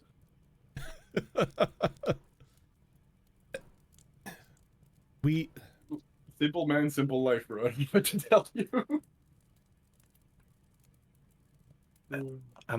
All of this does sound amazing, but I do want to talk to my parents about it. I don't want to lie to them. I mean, they're scientists. I think they get it. They'd understand. Or you can just they know about your powers, right? It's kind of hard for them not to. I think that's a question for the DM. I never thought about that. Did you tell your parents about your powers? I would assume even Arthur, even though his parents are scientists, would probably keep it a secret from them. Yeah, I think he kind of kept quiet about it. They probably know that he has a certain affinity with insects, but I don't think he ever straight up was like, "Hey, mom, dad, I think I'm actually just a bunch of bugs." Maybe I'm just a bunch of bugs in a trench coat. Maybe. Well, I think I vaguely remember something from last session. This is what happens when we do monthly sessions. Of I was, if it is, I was made, kind of, maybe. Who knows? That was the thing that you were toying with. Who knows? I don't Now, know. I can speak with each of your parents. I can make the sell of it being you just being accepted into an illustrious school. I don't need to make any mention of your powers or anything like that. I can just speak to them. Gemma, you're going to boot camp. No, Gemma doesn't need. I mean, that's just the summer with my dad. Seen what he does. He'll run you through boot camp. You're going to military school. But if you do wish to go to school with us, I can assure you I can make sure that all of your parents say yes. Gonna go home and pack our shit first, or are we expected just to leave now? That's true. Can I bring my Vespa? Well, I would hope you can bring your Vespa. How else would you go? How else would you leave campus on the weekends? As I said, the school is not a prison. We have an open campus policy. All students who are age appropriate to drive can drive their own cars. We do have We do have a curfew, though. What's the curfew? 10 o'clock on the weekdays. Ugh. 1 in the morning on the weekends. I mean, that just sold it for me because that's way better than the curfew I currently have. I have one really important question that's like a deal breaker for me. What is that? Are pets allowed? I am an animal person. So as long as you keep your pets leashed and you clean after them and everything, they are fine. Oh yeah, he like is with me at all times, but like I don't. His name is Legs. He's a tarantula, and he just kind of hangs out in my backpack all the time. But I'm not leaving home without him. That is fine. Nightshade and Fuckass can go. I'm sorry, what? Oh, my ferrets. Nightshade and Fuckass. You named one of the poor creatures Fuckass? Okay, so, and I look towards Anthony. I'm like, And Anthony's like, Belladonna. technically, I named it Fuckass after it bit me.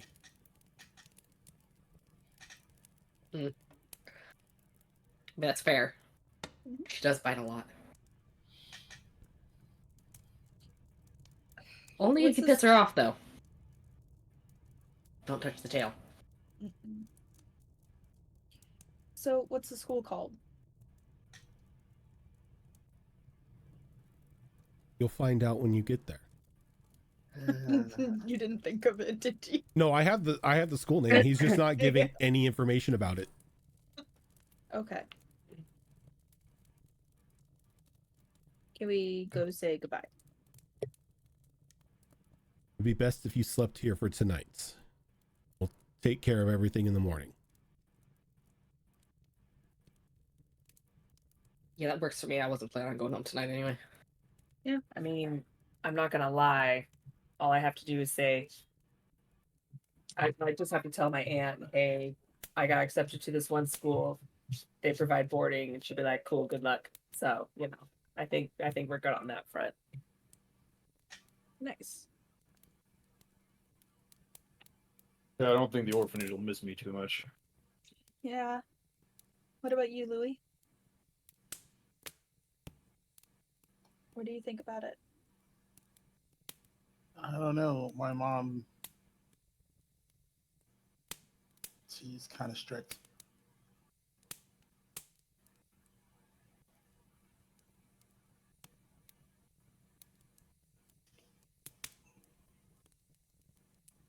I mean, if Byron here can convince my parents, I'm sure he can convince your mom.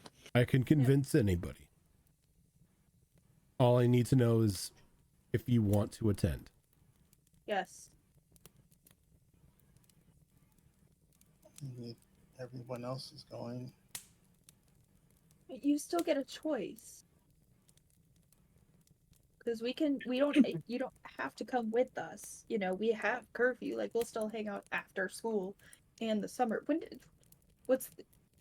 Do we have to go, like, now? Because it's like, well, not now, but tomorrow morning. I don't want to be there by myself. None of you are going to be there.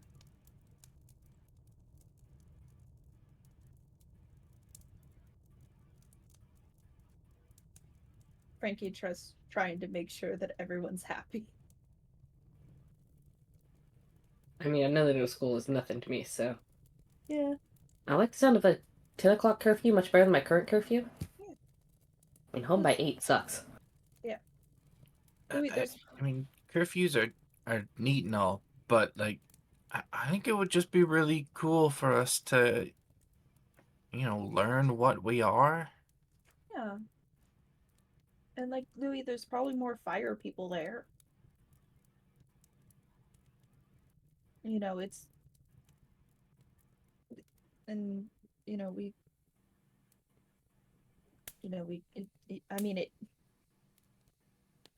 gonna say it can't be worse than what we're dealing with. If all of you are going, I'm okay with going. I just don't want to be at the other school by myself.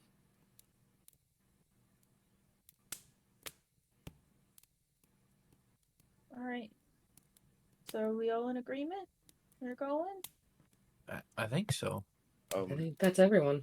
One last thing about the curfew thing. I tend to kind of work out like kind of late, or I can't sleep. Too much energy. As long as you are on campus, you are fine. Oh, now we're good. There's got to be a gym Take me on home, campus. Finn. So it's like you don't have to be in the dorms. You just have to be on campus. Do we have to share rooms? Hmm. How many people are in one room? We tend to assign 2 to a room. Okay, that's not so bad. Oh. There was this one place I lived with my family. roommate. There was like 4 of us in a room. That one really sucked. I hated that house.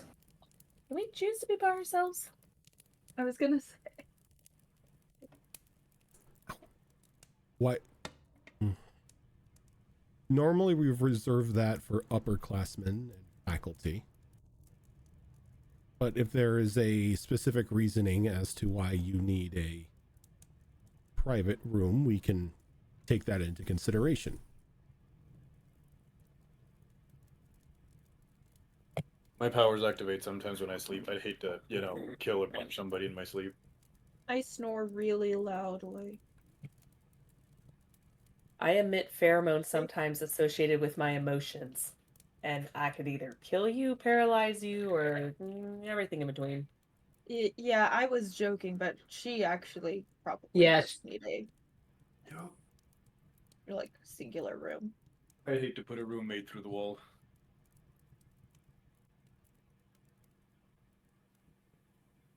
But hey, we're gonna learn how to control this stuff. Better understanding of yourselves, yes. Yeah, because I got a lot of questions about all of this. I got a lot of questions about all of that too. Why am I a walking ant farm? But real quick though, when you talked to my parents about it, could you just because you've been real vague about being able to convince anyone about anything. Can you maybe not do weird third eye things to them and just have a conversation with them? Because I think they'd be cool about it. It always starts off as a normal conversation. But if they begin to go against your wishes, and then I begin to alter their perception. Okay, I don't think that'll be necessary with my folks. Can we be there when you talk to them? It's best if you're not. It's best if you're not. Let's just say it's less of a I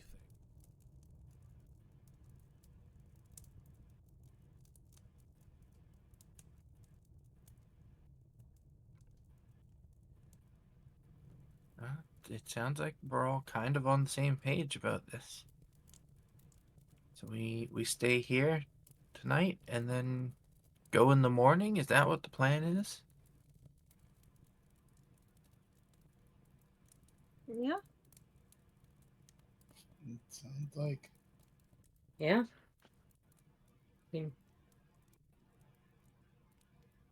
School's in the middle of school year is nothing new for me.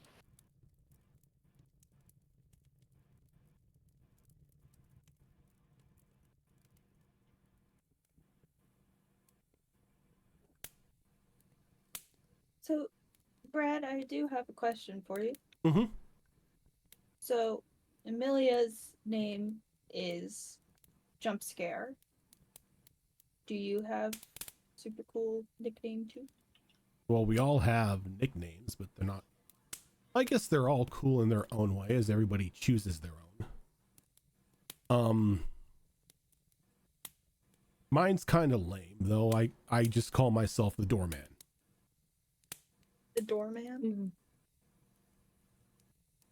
Kind of like the piano man. Mysterious, though. Right? Better than the footman. Better than the what? The footman. Get it? Footman. Yeah. At least you're not called like, Pain Train or some other weird ass nickname. You came up with Yeah, it, we bro. are. I didn't come up with it. Yeah. I was gonna say, are we going to? Do we already have our? Because I know that out of character, like we already created our nicknames, but I mean, I imagine we've probably joked around in it while yeah, being teens. Yeah. I mean, look. yeah. So So it's like, oh well, we already have our nickname. Are we gonna keep them? Because I like mine. Keep it.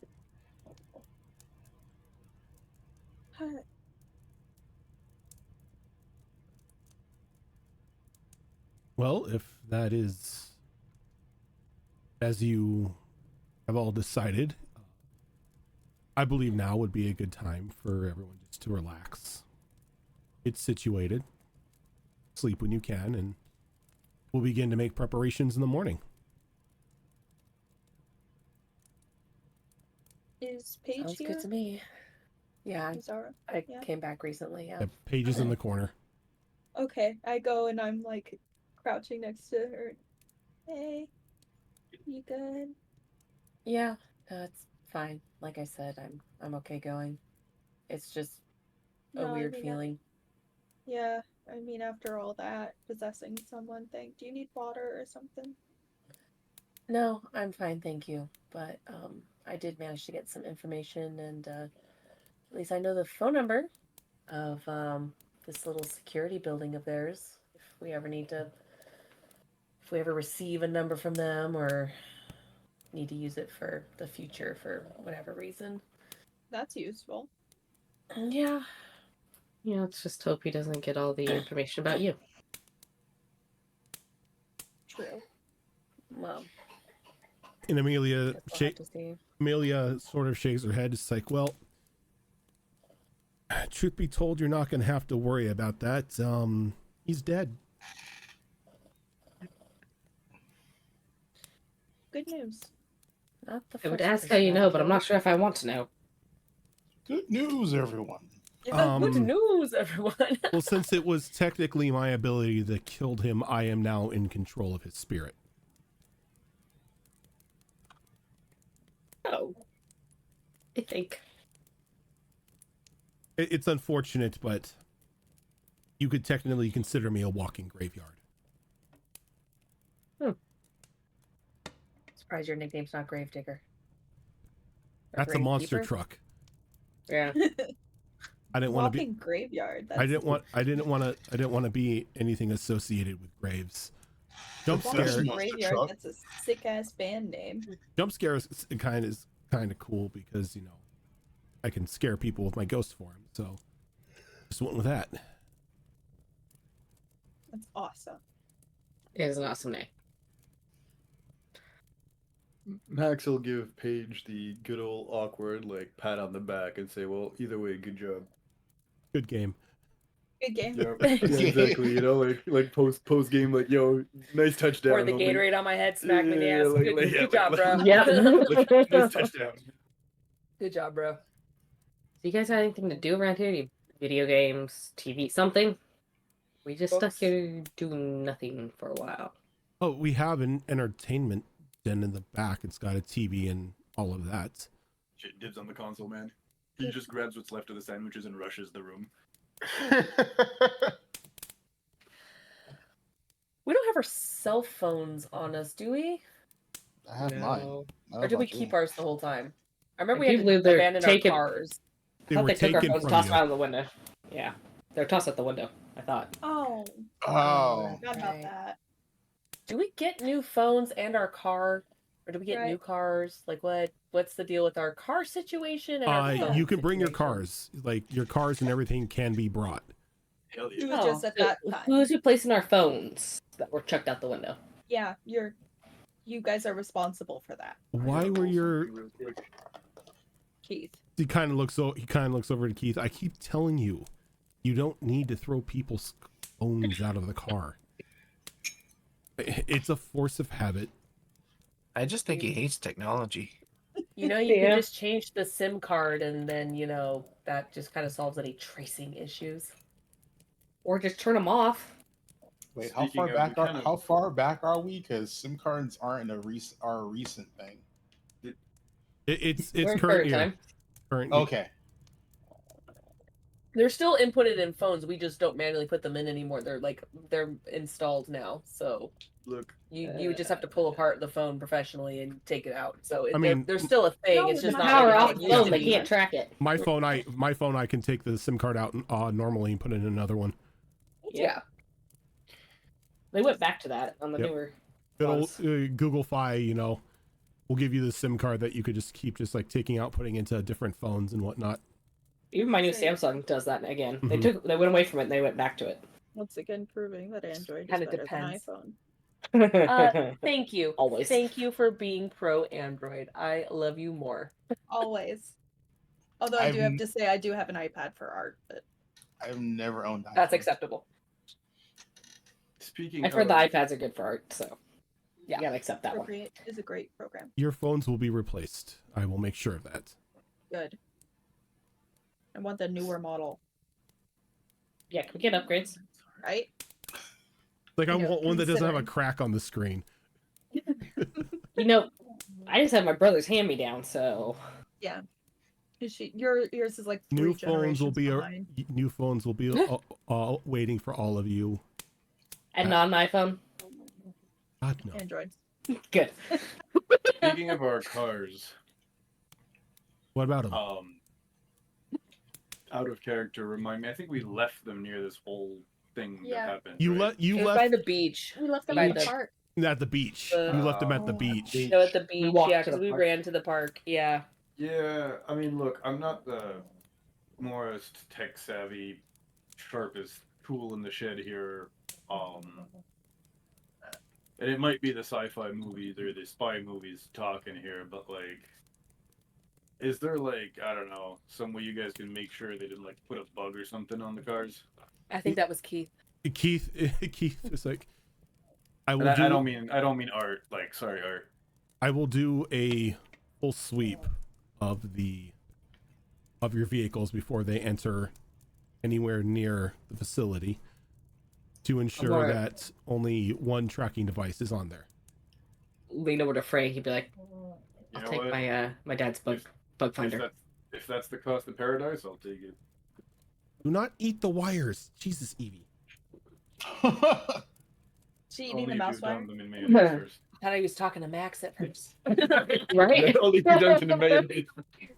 Gemma's over here making mental notes to grab her dad's tools for finding if a room's bugged.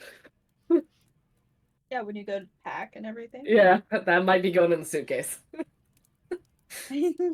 She's Right? being a butt right now. Was she going after the mouse Hey. wire? Yep. Attention to me. Yeah, she got up from the bed and walked over and just started purring and went right for the mouse wire. Yeah. She like goes to almost loaf, but she's like gonna go. Okay. So the night passes. You sort of relax, or try to relax anyway, watching TV, playing games, whatever. But you slowly but surely find yourselves falling asleep either in the bed, like in the rooms or on the couches or wherever.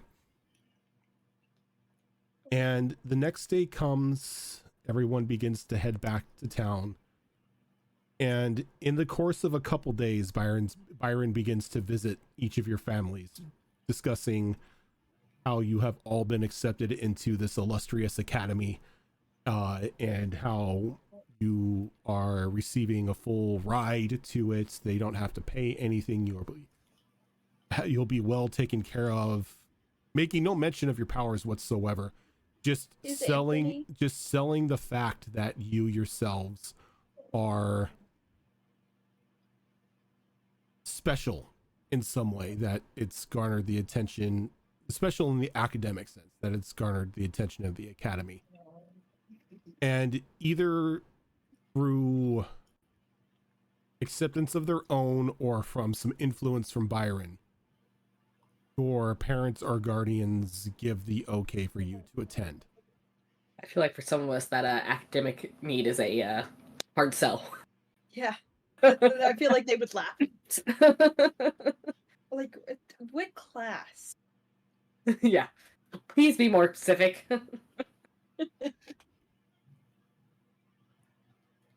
But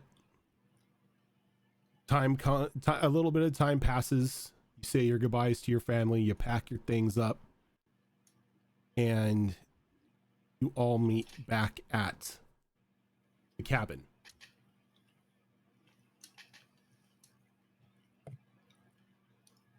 This time around, it's only Bradley who is there. Someone gonna drive Louis because he doesn't own a vehicle. I mean, I hitch rider Frankie. There's not much room in the Vespa. No, I think Anthony would, take those who didn't have means to get there themselves. I still rode with Frankie. After I searched her Vespa with my dad's bug tracker. We saw an actual cricket on it and freaked out. Yeah. Arthur, God damn it, Arthur! Yeah, Arthur was spying on you. Got bugs everywhere. Literally. You just see condensation on the bike or on the Vespa, and you're just like, Keith, is that you? This is gonna be weird, but I need to sit on you. Can you go? Can you move? I don't want to sit on your face. Can you just be moved? Yes, I went there. Christ. But as you all begin pulling up, Brad is on the outside now, looking a little less disheveled than he was when you first met him. It's kind of just leaning against the outside wall of the cabin with what looks to be a thermos of coffee in his hand.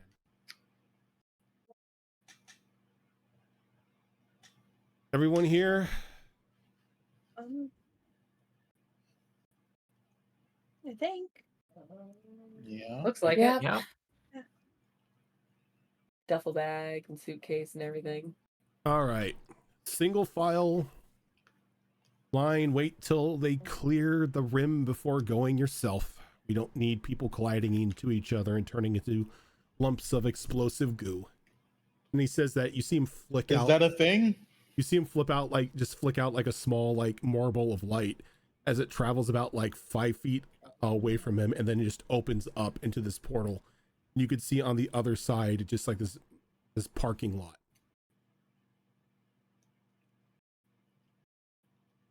How do you test it? First. You go through it.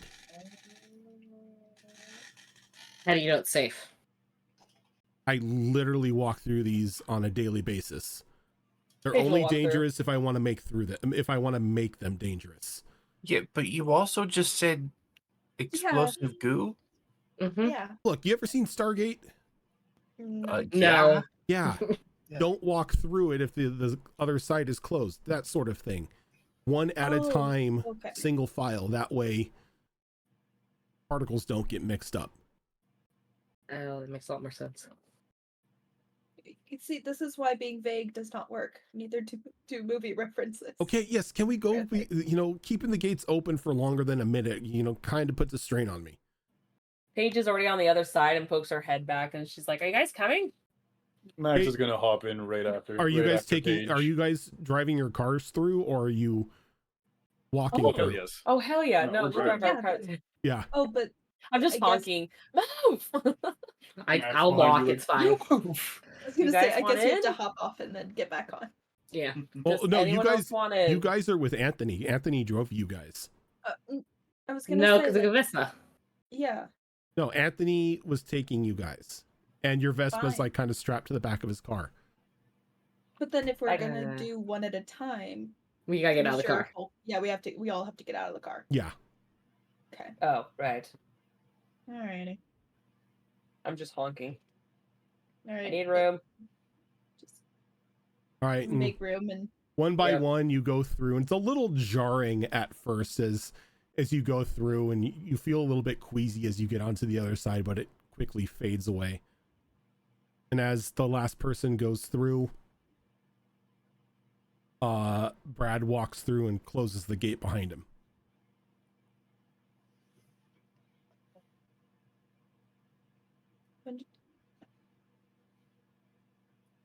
Okay. That was different. That was weird. Didn't know portal sickness would be a thing.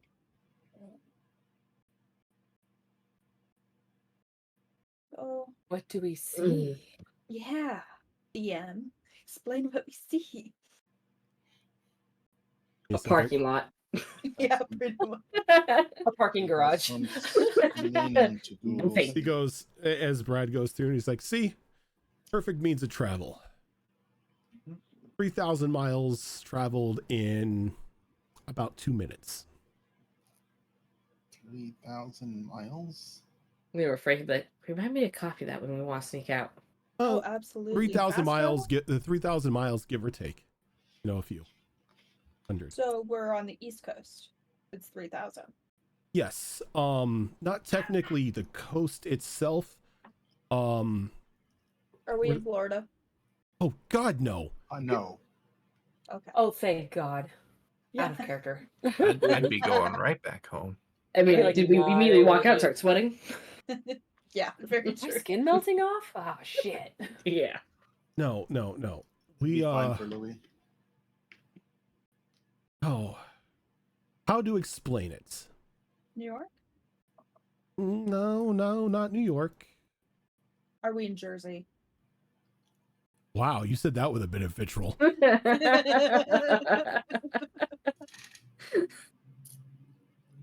No, we the university. Yeah, don't. The university itself is a bit in Maine. It's in Maine. Okay. I didn't pack my snow gear. Would have been nice to know ahead of time. Right? This is why vagueness doesn't work. As you guys look around, you see like a very wide parking lot. Has all kinds. It has a vast amount of cars in it. And you see an individual sort of like riding around in like a golf cart, keeping an eye or making sure all the cars are looked after. Everything as you find your parking spots and everything, everyone exits out, grabs their bags, and you notice Anthony has actually driven through as well, and he's got his bag and tosses it over his shoulder. Now he goes, I'm not a student, I'm just I'm here. They Are you TA or some shit? Funny enough, all no. Right. School nurse, I guess you could say.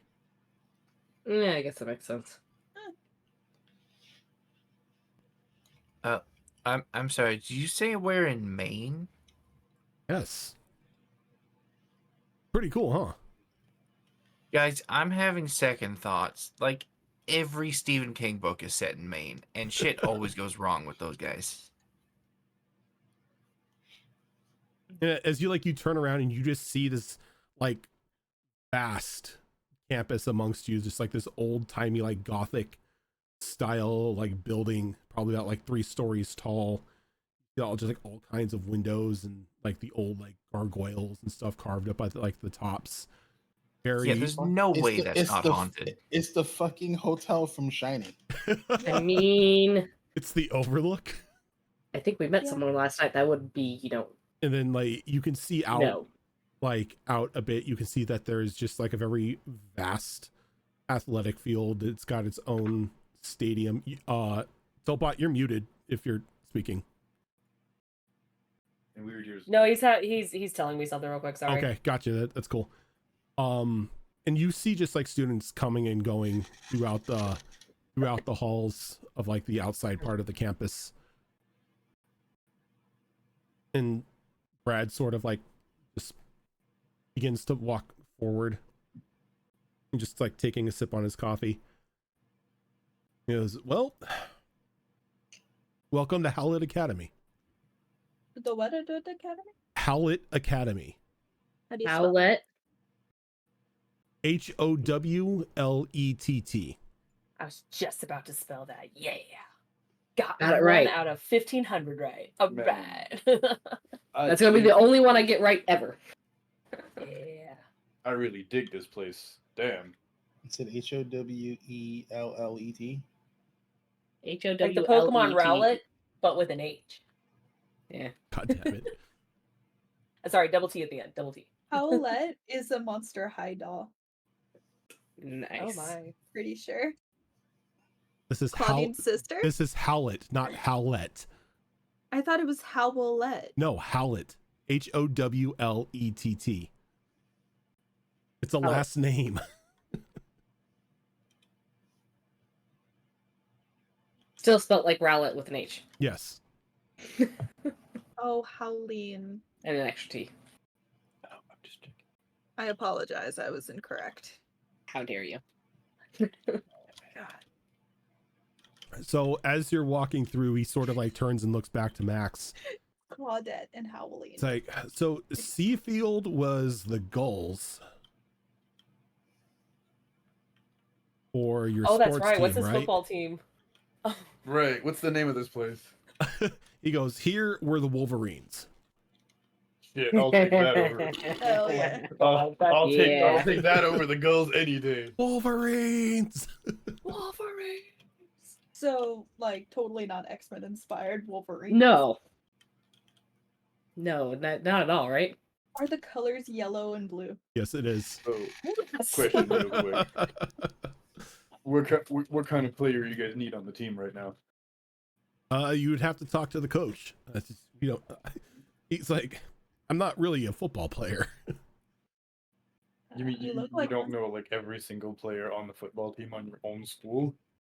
Some dean you are. No, I'm kidding. as Brad's like, dude, I'm just a student here. I don't. My focus is in theoretical physics. It's not really in the football. Yeah, but Theoretical bro, like you're a dude. It's like beer and football. He looks at you like he just doesn't understand that you can't even know your own football team.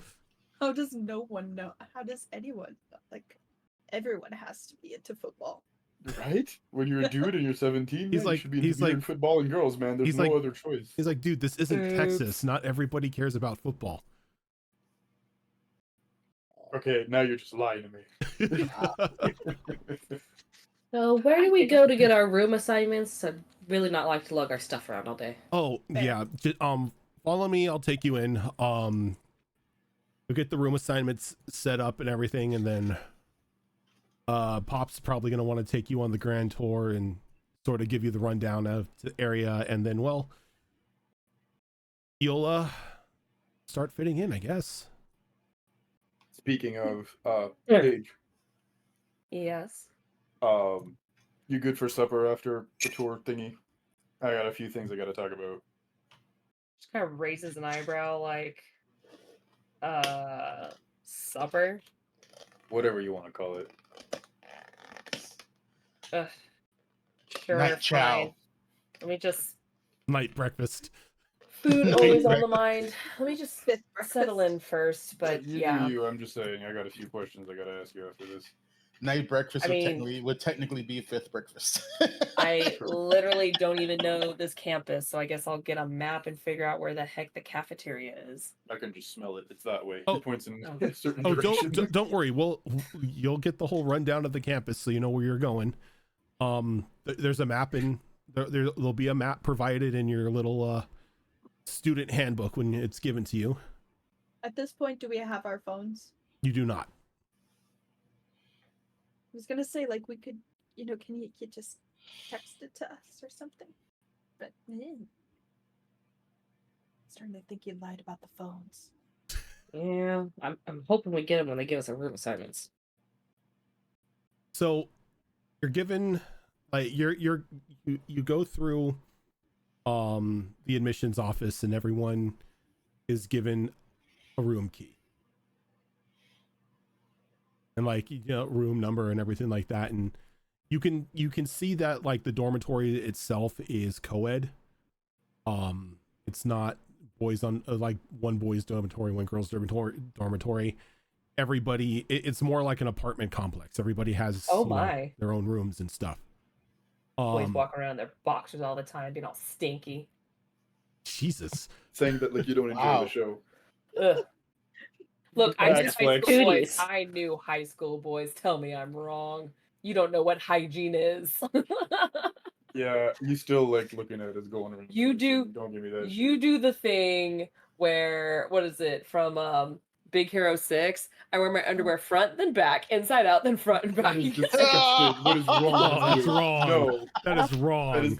That's disgusting. No. God, no. From a hygiene stand, no. No. That's an infection waiting to happen. Like, no. No.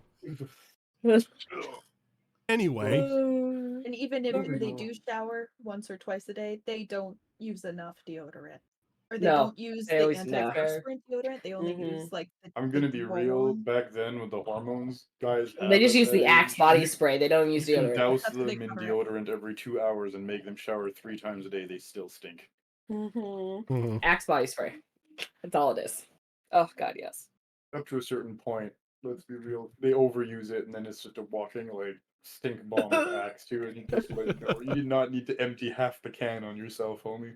But let's be fair, the girls do the same thing with their perfume bottles. True. Although our perfume, like this is not nearly as potent as no, it's not. Right. It's just and we wear deodorant underneath it. See, I disagree because in my experience, it was always the super cheap perfume. So it's just this horrid smell of basically rubbing alcohol everywhere you go. I'm asthmatic, all that cheap, nasty knockoff, like fucking spray perfume shit. Like I would just start choking and having to like puff every time it's like if I'm near you and I'm using my inhaler and I was fine until recently, yeah, your perfume sucks. Look, I had a sensitive nose, so if I wear perfume, I give myself headaches. So, well, the good news is Paige doesn't even need perfume; she makes her own when she feels like. We can all just agree that generally teenagers stink. Yes, 100%. And we're way too much body spray of some sort. So, given the request that some of you had made to get your own room, Paige and Max, you guys have been okayed for your own rooms, as you've made enough of an argument that your sleeps or your powers and whatnot could be dangerous during your sleep. Okay. So you've been each given your own rooms. Oh, we're gonna lose Sugar Love again. Yeah, we lost Sugar. I think. I don't know what it is. I don't know if it's a memory leak or what it is, but it just doesn't like it when they use a video program. That's weird. It does it mainly when they have YouTube running on their computer and they've got Discord open as well or whatever. I don't know what it is. I've done full sweeps on the computer and I can't find what exactly is causing the pausing, but this is the first time it's happened in a while. Stop watching YouTube videos while we're playing a game. That's just it. They're not watching it. It's because running Discord with the video. Oh yeah, it's Discord. I feel like Discord does take up a lot of memory on its own. It does. Yeah. Discord, I've never looked at the actual stats for it, but yeah. I remember using Discord, like just walking around when I was out and about, and you'd be surprised how much it sucks the life out of your battery and data. It eats your phone in it eats your phone in like a 1 hour conversation. Your phone's like dead and your data's drained. Yeah, so it's Discord does that. All right, well, let's go ahead and take a quick break here. That way I can see if they can get their camera and everything back working. Oh, there they are. Never mind. Don't need to. Got her. Just wait. We might be okay. Just wait for I'm Frankie now. That's good. Act cough. Go. Man, I like hiding in the dark. There we go. The light hurts me. Hello, darkness, my friend. Did you question, Cass. Did you have Twitch open as well? No. I only had the I only had my Discord and my Roll20, but I think at this point it just close Roll20. Just close Roll20. Yeah, I don't have anything open besides the fans and Discord at this moment. Okay. Closing out of Steam because that auto opens. Yep, I'll take a look at your computer tomorrow and see if there's anything I can't find that's causing it. But I was gonna say, like, I was close to just joining on my phone. And also you're fine. But yeah, so both Paige and Max have been given their own rooms. They seem to be just like, your room almost feels like it's a studio apartment. Nice. Hotel room-esque. Cool. Very hotel room-esque, yeah. It's like, you've got your bed and you've got your like the desk. It's got a computer set up and everything waiting for you. And your new phones are sitting on the bed in your room. Shared bathroom on the dorms, or just only one? I'm getting to one that. bathroom on the floor. I'm getting to that. Cut me off, damn. We want to know now. For Frankie and Gemma, you are going to be sharing a room. And as you guys walk in, it's kind of the same situation. The room is a little bit bigger to where you each have your own beds and everything and your own desks, but it's still just like the single room get up. Each one of these rooms do have their own bathroom. And then Arthur and Louis, you will be sharing a room with each other as well. That makes sense. Yeah. 2 questions. Yes. Do we have each other's contacts re-added in our new phones? You do not. Okay, so that's the only contact that you have added in there. You see that there is the pretty much the administration phone number for the academy, but you can also see that it looks that like Brad was the one who had your phones, because he put his number in there, and he put Amelia's number in there as well. Oh, okay. Gotcha. This is assuming we've memorized our family's numbers and know how to put them in. Right. I would assume I'm assuming Gemma at least would. Yeah, if not, you got. If not, you. Go ahead. I just level up my numbers and back up. Look, I know people who don't even know their own numbers very well, so. Other real quick question, considering both Paige and Max are in single rooms, are those in the same floor of the building? Yes, they are. Okay. First thing Max is probably going to do here is eventually just go knock on Paige's room. Probably give her an hour or 2 to settle in, but then go knock on the door. She'll kind of do that thing where like she hears the knock and she just like looks put out and she's like, "Who is it?" New phone, who this? Through the door. Ugh. Alright. She goes over and she'll open it. He's just gonna be holding the new phone like at the contact thing in front of her. Right. It was awkward then. It's still awkward now. Alright, give me a moment. You love it. Yeah. She goes ahead and she punches her number and then sends a text to herself. There you go. She's like, there. Alright. This way you can just let me know when you're settled in. I'm gonna go for a run. Okay, well you said dinner and it's about 3 in the afternoon. Again, you got my number. Hit me up when you're ready. I'm going for a run. Okay. Have fun. I will. And on that note, Max is probably going to go for a run around the grounds just to kind of scope out the place. Okay. First thing I'm doing is sweeping our room for bugs because I'm paranoid. Look, okay, you got to stop calling Art that. It's not nice. Sweeping the room for Art is not a fun thing to do, okay? Well, when he actually uses bugs to like Arthur, send messengers. It was like your friends don't like run around at night without you telling them, do they? I don't actually know. I'm usually asleep, so like whatever they want to do, they do, I guess. But like if that's not cool, I can ask them to like stay on my side of the room? Please.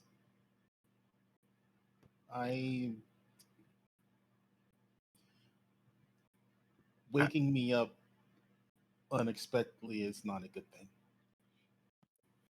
Yeah, like I don't want to be insensitive because I think your abilities are super cool, but like, should we maybe ask for like fire resistant curtains and stuff? I already got that covered. I've been sleeping in flame retardant tarp since I was like, 10. Oh, that sounds really uncomfortable. Make it work. I'm sure they got something better for you. I mean, a place like this, they got a plan for that, right? I don't know. My mom thinks this is just a weird habit. I don't think she's entirely wrong, but I mean, that's what we're here for, right? We're gonna learn about it. Yeah, we'll find a way so, you don't accidentally light things on fire in your sleep. Well, until that happens, the tarp helps. Fair enough, I suppose. Yeah, that's fair enough. Yeah, I'll ask the friends to be respectful of your space. And then you just see him take out, 3 15 by 20 flame retardant tarps and just hospital corners his bed. We'll get you something softer than that eventually. I'm used to it. But you shouldn't be. Just because our powers are kind of, like detrimental in some ways, doesn't mean we have to suffer for it, right? I don't know if I'm suffering. I just don't want to wake up with my bed on fire. You may not be suffering, but I don't think you're entirely comfortable either. Unless you don't like soft things. Maybe you don't. I don't know. Do you like soft things? Oh, I wear, comfortable clothes, but, I always keep an emergency flame tarp in my bag in case something happens. I can always cover myself up. And that's probably smart. I mean, I don't know. Like, I mean, my stuff's got its own set of problems, but your thing, like, seems super dangerous at times if you don't control it. So, like, you know it better than we do, I'm sure. But I think we can get you to a better place at this. Says the guy who hurled 6 tarantula hawks at somebody from out of their hand. Mm-hmm. We're just gonna gloss over that. Don't worry about it.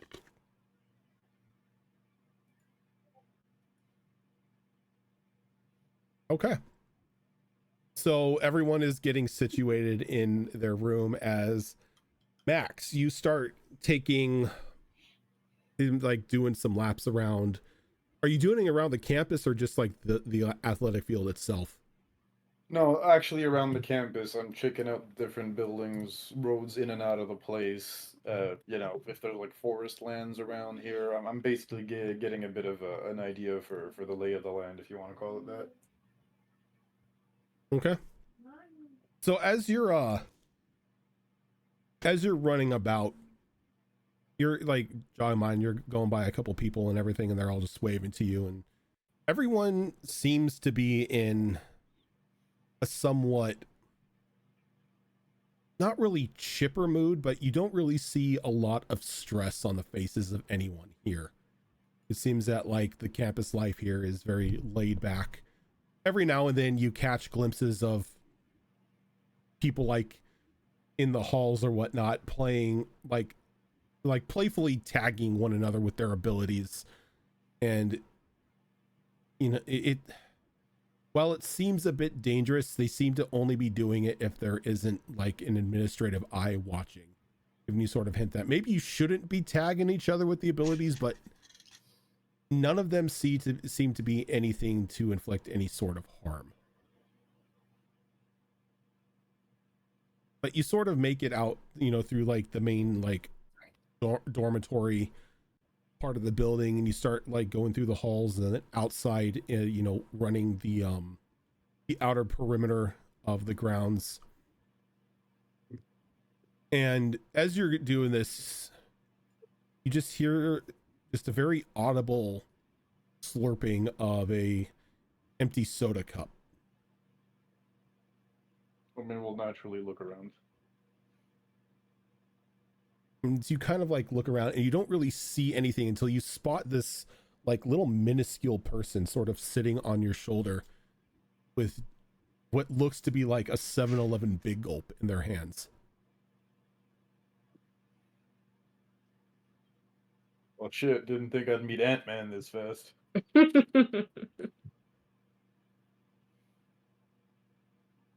They just like sort of look up at you, and just from like what you can see from them, they're like maybe about 4 inches tall at this point. But they've got like these very big eyes and everything. They've got like a pair of like antennae that come out of their forehead. And they kind of just like sitting there, just like slurping out of the cup, just like staring at you intently.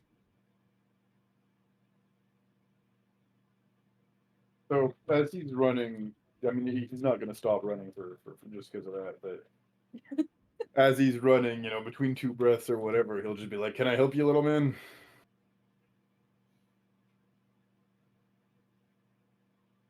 He's being a butt right now. Well, yeah, she slept all day. Are we throwing hands now? And it's Evie. It's Evie. Oh, I thought we were talking about Paige for a second. Yeah.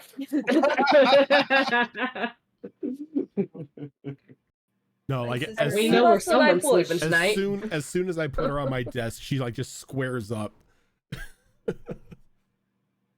As like they kind of like look at you and they tilt their head and sort of leap off of you. And as they do, they sort of spin in the air and begin to grow until they're probably about like 5.5 feet tall, and they're just now fluttering in front of you, as you can see like a pair of like almost like insectoid like wings out of their back. Oh, here comes Mothman. Bill's gonna Bill. Wow. Max is just gonna hit too many characters for this. Max is just gonna kind of keep running and just huff like, "Yeah, I gotta introduce you to Art, man. You'll like him." She kind of like turns her head and she's like, "So which one is Art? The nervous one or the nervous one?" The nervous one with the glasses, not the nervous ones that doesn't have glasses. Lot of nervous boys around the new squad coming in here. So I take it you're the new meat. Oh my. He's gonna just look up and say, "Depends who's asking." Oh, that I guess that was the question, because I said I depend. You don't really have to worry. I don't eat classmates, given the rumors. Out of curiosity, out of character, does this individual have like mandibles and shit? Yes. Very insectoid like. No offense, oh god, it's a praying mantis. Oh god. No offense, girly, but I think this meat's a little too tough for you to eat anyway. It's kind of like they sort of just like get a little bit closer. It's like, is that an invitation?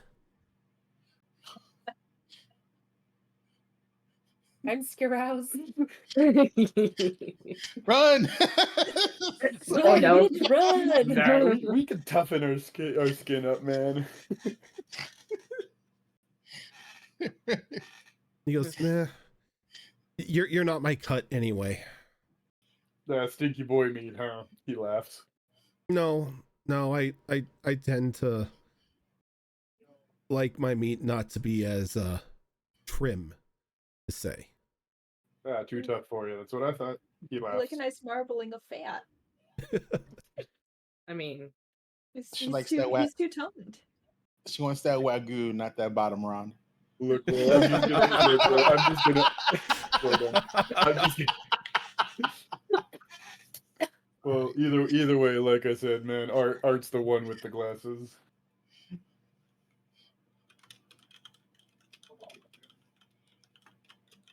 Art. I'll have to introduce myself.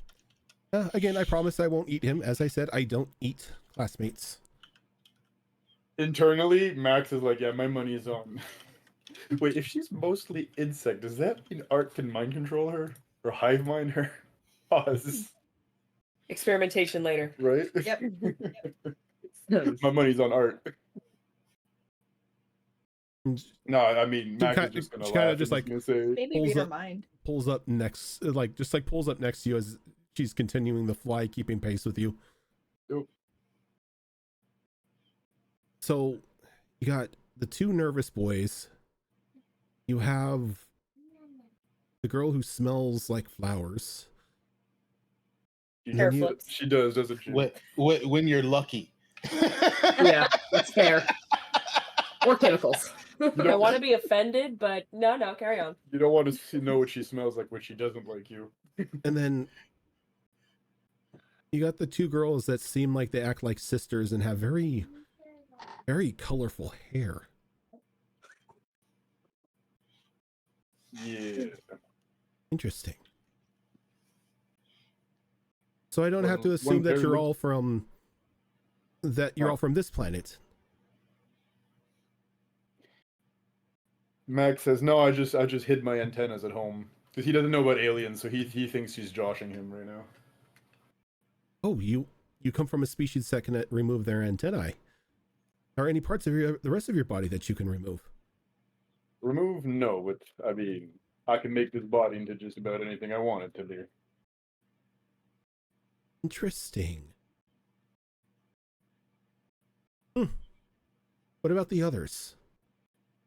You'll have to ask him.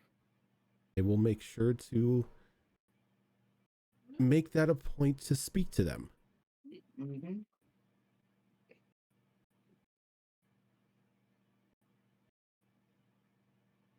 As he's running, he kind of just side glances at her and he goes, "So, is there anything else you needed?" Oh no, you looked interesting and you were running, so I figured I can get laps in as well and get some new eyes on the new people. Well, staying fit's important. If keeping up and keeping in shape is what you're interested in, well, I'm probably going to be doing this every day, twice a day. Oh, that would be perfect. I have been looking for an exercise mate to keep me on my toes. Helps me chase down prey. It's freaking me out of character. I mean, look, you can chase all you want. Most people don't know what to do with me when they catch me. Oh, and no, as I said, I will not eat you. You look like you look like you would be a meal for about a family of 4 anyway. I don't like to be wasteful. Yeah, I'm bad for your diet. Got it. Thanks. He kind of rolls his eyes and laughs. That's what refrigerators are for, right? Don't give her ideas, damn it.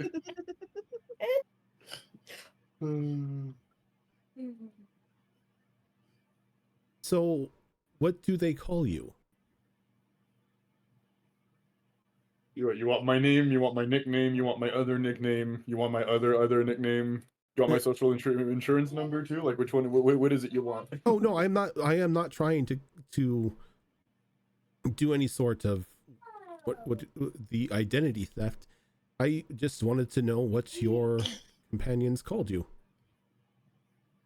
Oh, Max. Max.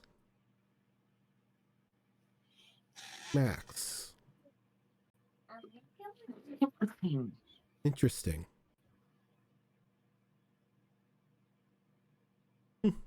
I will commit that to memory. Your name? I can give you the name that they call me here.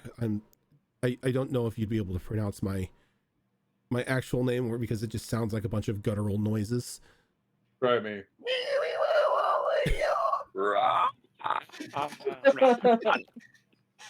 But the student body here has referred to me as Marie, so I guess you can call me Marie. Marie, huh? Like I said, what's your actual name? Pardon me. Well, I don't. You can describe it if you want to. Don't want to kill they sort of like open their mouth, and you can hear some like random clicks every now and then, but you don't really catch all of it. Like the frequency probably is a little too high for your ears. But I try messing with my ears and seeing if I can find a way to catch those frequencies. You can try. Since we can mess with the body a little bit, let's see what happens. If it works, it works. If it fails, it fails. Mm-hmm. What would you want me to roll for that? Which one would you want to roll for this? This is definitely not like a combat roll per se, so grit. Either grit or brains, maybe one of the two. Okay. Make sure to use your power die. Which one do you want to use? Do you want to use grit or brains?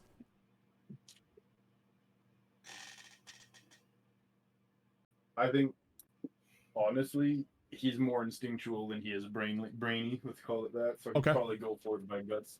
All right, and you can also, since you're trying to like reshape your ears and everything at the moment, go ahead and use your power die with it.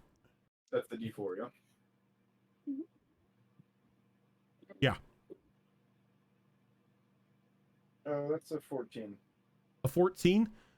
Shaping your ears a little bit, you can catch more of the frequency of her voice, but is still not enough. Yeah, I'm just gonna. Well, he's just gonna say, "Yep, you know what? I'm gonna need a bit more practice before I can catch all that." But that's a long name. Yes, my people tend to have long names, but as I said, you can call me Marie, as that's what everyone here calls me. Sure. Marie it is for now. Till I can say your name properly.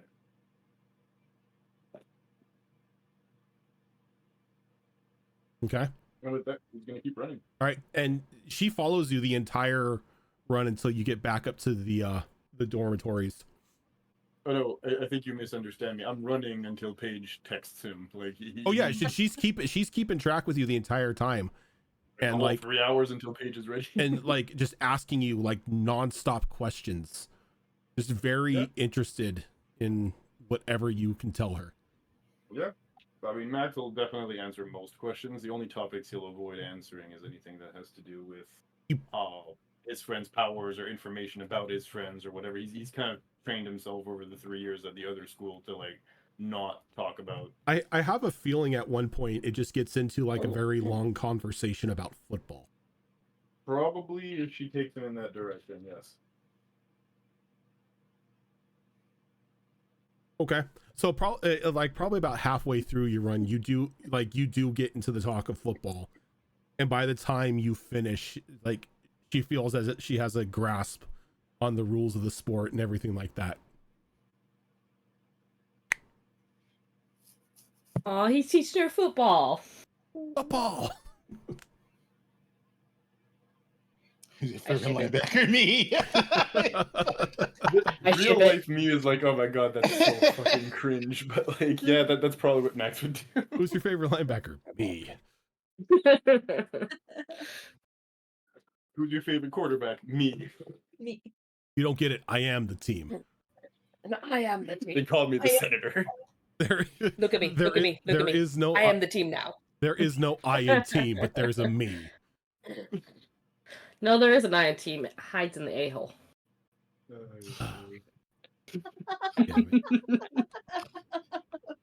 I'm not wrong. Can't spell team without M and E. Exactly. Oh, that's great. So as you're doing your run and instructing this girl on the ins and outs of football, Is anyone else wanting to do anything before, like, people are going to start convening for dinner? I send Brad a meme. What? Okay, so this is an important question. What meme do you send Brad? Hang on. He's like, hold on, I have to consort Google.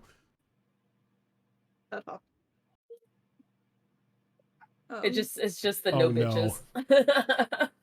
I don't. Oh no.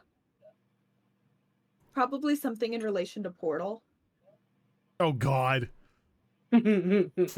Oh God, Portal memes. There's plenty of those. Okay, so you send him a Portal meme? I don't know. Yeah, I can't. Oh, I hear Evie at my door. Just. You know what? She's in the kitchen. Frankie, give me a charm roll here. Let's see how well. What's the thing? Let's say. I'm gonna make it a 12. Damn, that means I actually have to roll. Okay. He's fine.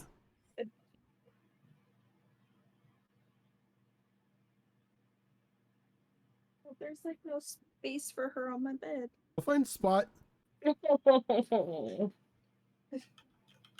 Cats are resourceful. She'll find a place in the stuffies.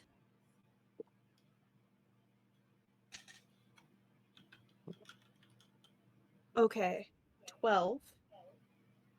How much did I need to hit? 12? Yeah, to hit 12. Okay. I send a decent you send a decent Portal meme. He doesn't respond right away though. You can see I'm like showing my phone to Gemma, just like you can see that okay? Like okay? It's like after you sent the meme, you can see that it was received. But he left you on red. But it takes about 10 minutes before he gets a response back to you. I think the entire time we're sitting there going, oh my God, he read it and he didn't respond. Oh no. And like just completely overanalyzing it. He doesn't play video games. And like after a while, he just sends you a picture of an exploding lemon. Oh, I'm sorry, Evie. Exploding lemon? It's a Portal reference. Oh. So I'm like, what do I do now? I had you roll the charm to see if he was going to take offense to you sending him a fucking Portal meme. Okay. What do I do now? I don't know. Start a conversation.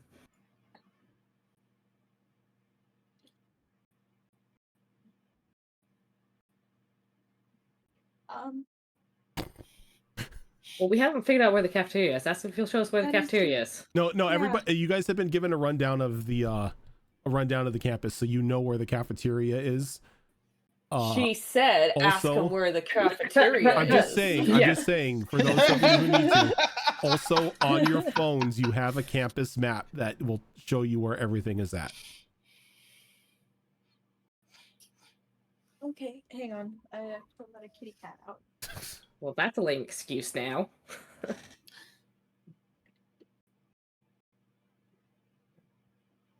Ask him what's good at the cafeteria. Absolutely. And I text him, I'm like, so I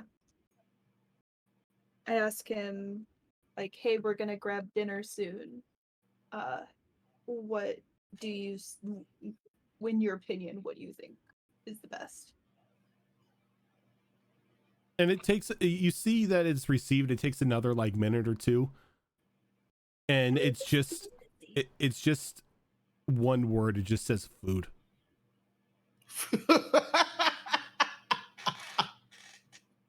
A man to my own heart. The reason why it's taking a while is because his roommate's just like, Bro, why is she asking me this? I don't know, bro. Just say whatever. All right. Like, No, no joke. This guy Max. just do they have different things on different days, or is there a menu? It takes another minute, and there's a response. Yeah, the lunch menu. There's a lunch menu app on your phone, and it should show you everything you need. Which one is your favorite? Another minute goes by, and it just says food. Oh my god, he's so God, dumb. I called it. It's Max incarnate. Oh, Jesus. He's my long lost twin brother. Why have a favorite when all of them are good? Exactly. Like, how can he? And I just like, it's like he said that he was into theoretical physics. Does he even know what those words mean at this point? You're gauging this. You're gauging this poor guy's intelligence on a fucking portal meme and asking what his favorite food is. I went to engineering school. I can very much answer that question. You see that a whole lot in engineering school because there are a plethora of very smart dumb people. Hey, 1111, make a wish. Damn it. At least Max owns his dumbness. He is just a dumb person. Okay. Oh. Should I ask him to join us? Will you be upset? No, ask him. Okay. I mean, if you want, I can find an excuse not to be there too. You don't. It's not like a date. I mean, not with that attitude. Okay, if we end up going on a date, I don't want it to be at the cafeteria, but who knows? Maybe the cafeteria is really nice. It's a really nice school. Okay. Do you want to grab dinner with me? And then I like erase the me and write us, and I'm like, no, us. And it's like a reply, sure. And I just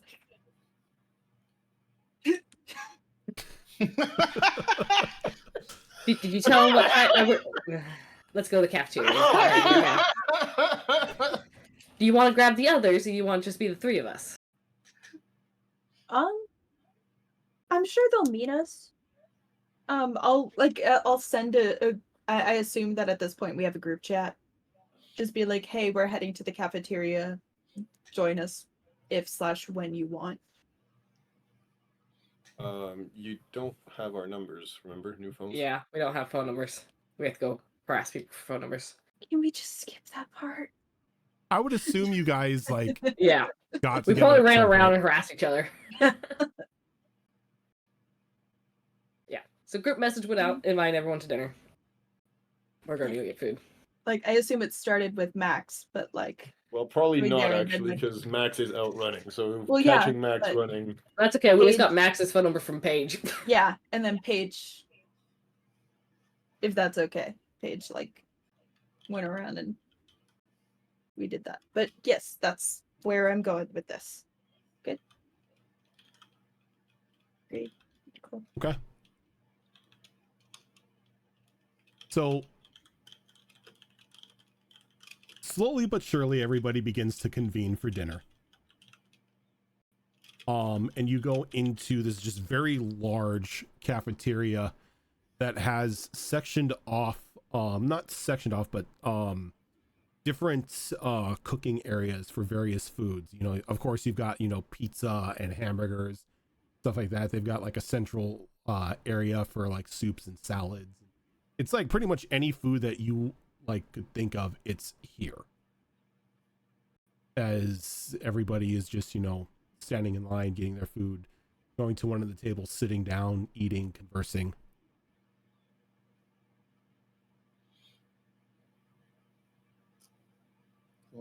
I mean, we usually did burgers or hangouts or pizza and stuff, so I'm going after like a burger and a milkshake. Yeah. We grab a couple slices of pizza. And fries. Table fries. Always table fries. I was gonna say we gotta grab some fries for everyone and some milkshakes. Yeah. Do they have I bet that their milkshakes and fries are not as good as the diner that we're used to, though. Probably not. Probably not. No. Gonna miss Pretty that sure it's place. fine. We'll have to go back there on the weekends. So Absolutely. are all of you like looking for one another and taking a seat at like the same table? Yeah. I'll definitely text Max at one point saying like, okay, don't know where you're running off to, but heading to cafeteria. Yeah, because I know you guys wanted to Yeah. So I think we're grabbing a table and letting everyone else come to us if they want to. Okay. So yeah, no, I mean at that point, once he does get the message, Max will show up. Okay. Probably taking an extra like 25 minutes or so after he receives the text message because, well, out running, first shower, then go eat. Okay. And Paige, are you sitting separately from everyone, or are you going to be with everyone else? She'd probably notice everyone else first and go over to them and go, so apparently Max wanted to talk, but I realized that I don't have everyone else's numbers, so new phone who dis? All right, and then Yeah, we'll transfer everything. So we ended up not doing the group chat. When you say that, you see like a Bluetooth request on your phone to add in my contact. Okay, fancy pants. Jesus Christ. We'll just say that Gemma and punch it in the old way, all right? Gemma and Frankie ran around and got numbers for everyone, so we had a group text going. Everyone else can deal with it their own way. Also, Louis has like 2 like ginormous books with him at the table. What you reading? What's he reading? Applied thermodynamics and conservation of thermal energy. That's very smart. Is it complicated? Surprisingly not. I mean, I kind of live it. Well, it makes it easier to understand. Yeah, add science to your magic. I don't know if it's magic. Pretty sure it is. As you're talking, Brad sort of, tosses down his tray and sits at the table with all of you. Hey. Oh. Hello. Just like take a bite. I probably waited just long enough to see if Frankie was going to say something, so it was an awkward little pause before I said hey. I was not prepared. Even though I knew he was coming, I was not prepared because I didn't hear him coming. You okay? Food's good, right? Yeah, yeah. As you can see that, like, on his plate, he's got like 2 burgers and like 3 slices of pizza, and then like a couple like rotisserie chicken breasts. God damn. Yeah. A couple of whole rotisserie chickens? No, just the breast. Just the breast. Oh, okay. Yeah. Just the breast, really? It sits down. Eyes are better. I mean, if you think this is good, I mean, you have to try the milkshakes at this diner back in Seaport. Well, if I'm down there again, I'll try. Yeah. Don't really. We should all go some point. Oh, I can get us there in no time flat. Not gonna lie, I was kind of hoping you'd help us go there at some point. While you're saying that, Louis takes like a big like honk of like French fries and like dunks them in his milkshake and takes a big chomp. Mm-hmm. So y'all get situated in your rooms? Yeah. Yeah. Getting there. Yeah. We gotta talk to somebody about getting Louis some softer blankets though. I don't need softer blankets. I'm fine. I'm telling you, it's worth it. What are you talking about? Well, it's. I don't want to speak for Louis or anything, but there's a little bit of a fire hazard. So he's got like his own flame resistant thing, but they're like tarps, man. He needs blankets. You didn't see the note on your bed? Oh, there was a note? There should have been a note. Look, this kid doesn't see anything unless you text it to him. I'll have to talk to housekeeping about that. No, the blankets that were on your bed are completely fire retardant. You don't have to worry about that. You know, we take care to make sure that if anybody needs any sort of special accommodations because of their power, you know, it's there for them. You know, we don't want, you know, the place burning down or somebody opening a warp field or something like that in the middle of the night. Those were fire retardant? Yeah, they were. Specially made. There you go. You're not the only pyromaniac here. I am not a pyromaniac. It's dark humor. Dark humor.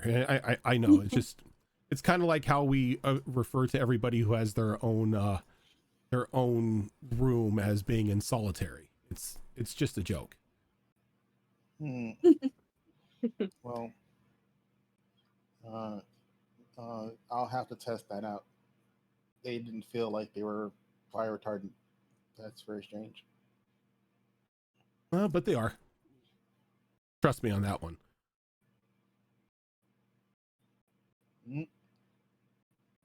Mental note. So try to burn the sheets. So Brad, what is the coolest thing that you've seen happen at this school? Besides, yeah, I mean, you went to the moon, so like the coolest thing that I've seen at this school. Instant regret in my brain of just it's like he oh sits no, there for a moment and he processes it. Louis thinking about somebody with ice powers. Well, there was at this one point in time that we almost convinced the faculty to allow us to try to build a hadron collider, but that was promptly shot down. What collider? Hadron collider, smashing atoms. Mm-hmm. Oh, I could see why that was shut down. Why that would be shut down. Kind of causes explosions, right? Not always. The one in CERN is safe. Hell, we almost had one in Texas. Yeah, see, he knows. Yeah, like as far as we know, there hasn't been any problems with it. The concern was allowing a bunch of teenagers to try to build one, which I guess I can understand, but so would have think it would have been cool. I have a theory that I can probably use one to expand my gateways.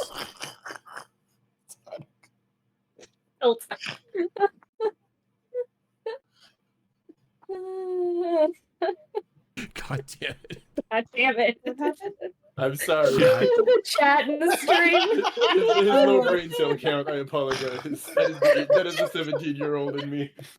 Oh, hang on. I need to open Twitch. You're not going to be able to see it. I'll copy and paste it into our chat for you. Copy paste it into Discord chat. No, I can see it. Oh. God damn. Okay. So, as the conversation is going on, another student sort of takes a seat next to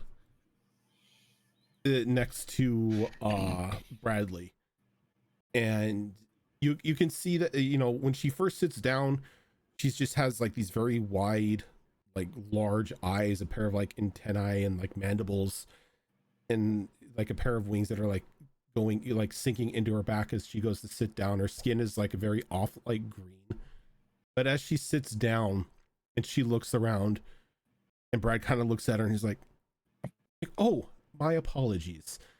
And you can see like her skin begins to change into just like a very just like a very like soft tan color. Her eyes just like shrink down to like a normal human size.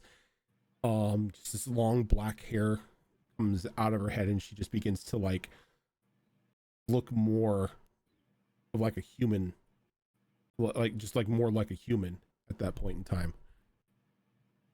In Louis' mind, he's like, the fuck was that?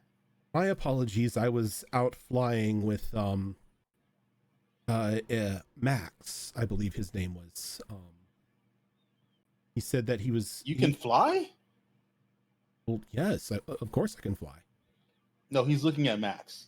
Yeah, Max can fly. Max isn't there yet. Max is taking a shower. He's like waiting. Oh, okay. He's like taking a shower and he'll be down. But he's gonna go. He's gonna go. Max can fly. Oh no, my apologies again. He was running. I was flying.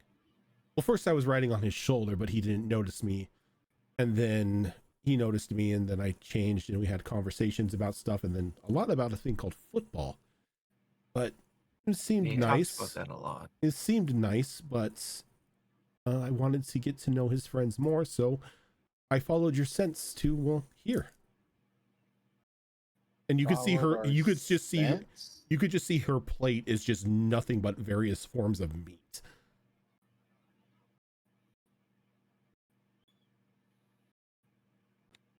Well, it's nice to meet you.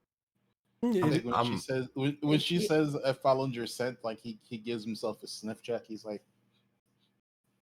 I took a shower. You want to grab a seat? You're welcome to join us. She's already sat down next to Bradley. Oh, okay. I am Marie. Marie, hey, I'm Arthur, or Art, yes, arthropod, or Bug Boy, but I don't really like that one. I have only heard your name as Art. I was asking Max about his friends and the Nervous Boys, and then he said that was you and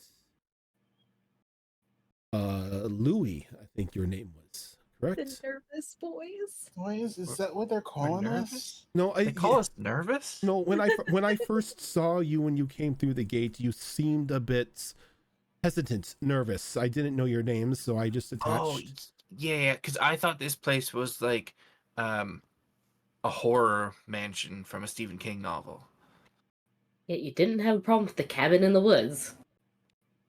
Well, I had lots of problems with it. There was just other things going on at the time. Oh no horror is here, but sometimes you can see ghosts walking about the hallways. Becoming explosives. No explosives either. No, most I've seen is ghosts, but that's normally around Amelia's room. I guess that makes sense. If you had said that a couple days ago, I would have been out the front door. But today, I guess that's just normal. So yeah, cool. Ghosts. That's the least weird thing that you've noticed. So how long have you been here? I have been here for 2 of your months. And she like grabs just like a big meat of steak, and she like lifts it up in her mouth, and her mouth opens up in like a tri-split, like predator wise. Oh. And she just like puts it in and just like puts it in and just starts eating it, and the mouth closes again. Oh, now that's cool. Yeah, my apologies. I may be able to make myself look like you, but I cannot eat like you. That's really cool, though. Yes, yeah, a lot of my friends eat that way too, so it's cool. It allows the consumption of skulls if need be. I resemble that statement. You too. You also. And as she's talking, you can see that her mouth or like her teeth are all just jagged and sharp. Metal. I mean, you can't help the way you eat, right? Indeed. So you're like clearly like a carnivore of some kind, right? And you said 2 of our months. Yes. Are you not from around here? No, I'm from the same solar system, if that's what you mean. You're not from Earth? Are you a freaking alien? I don't know if it's called freaking aliens, but I guess you would assume, yes, I would be alien to this planet. This place is cool. Wait, are you in our... Wait, is your planet in our galaxy? How many light years away is your solar system? No, it is from our solar system. What planet are you from? Wait, you're in our... Wait, there's a species of space insects in our solar system? How do we not find you? Oh, we are very hard to find. We are well versed in blending around to our surroundings. Clearly, yeah, you do camouflage pretty well. What planet are you from? I believe you call it Jupiter. Oh yeah, so that's probably how you like hide, right? Because it's below the outer layers of the gas giant. I was going to say it was. Yeah, it's hard for us to look into. Yeah. Wait, is there solid ground on Jupiter? No, Probably at its core. There is enough for us to walk around on. Well, he just starts taking out notes. He's like something new. He's like he just reaches into his like, you know, his messenger bag. He pulls out an engineering journal, and he just starts like, you know, like how did you avoid the storm? He just starts asking. He's just rambling all these like questions, like, you know, like all of his shit. He's he's like he figured, you know, in his mind, you know, if aliens existed, they would never be anywhere within a lifetime's, you know, of light speed travel to Earth. So he was just like, what the hell? We can get to Jupiter in like, you know, fucking 5 years. Well, we can get to the moon in a couple seconds. He goes, well, it would be hard for me to explain as we really don't have translation for it.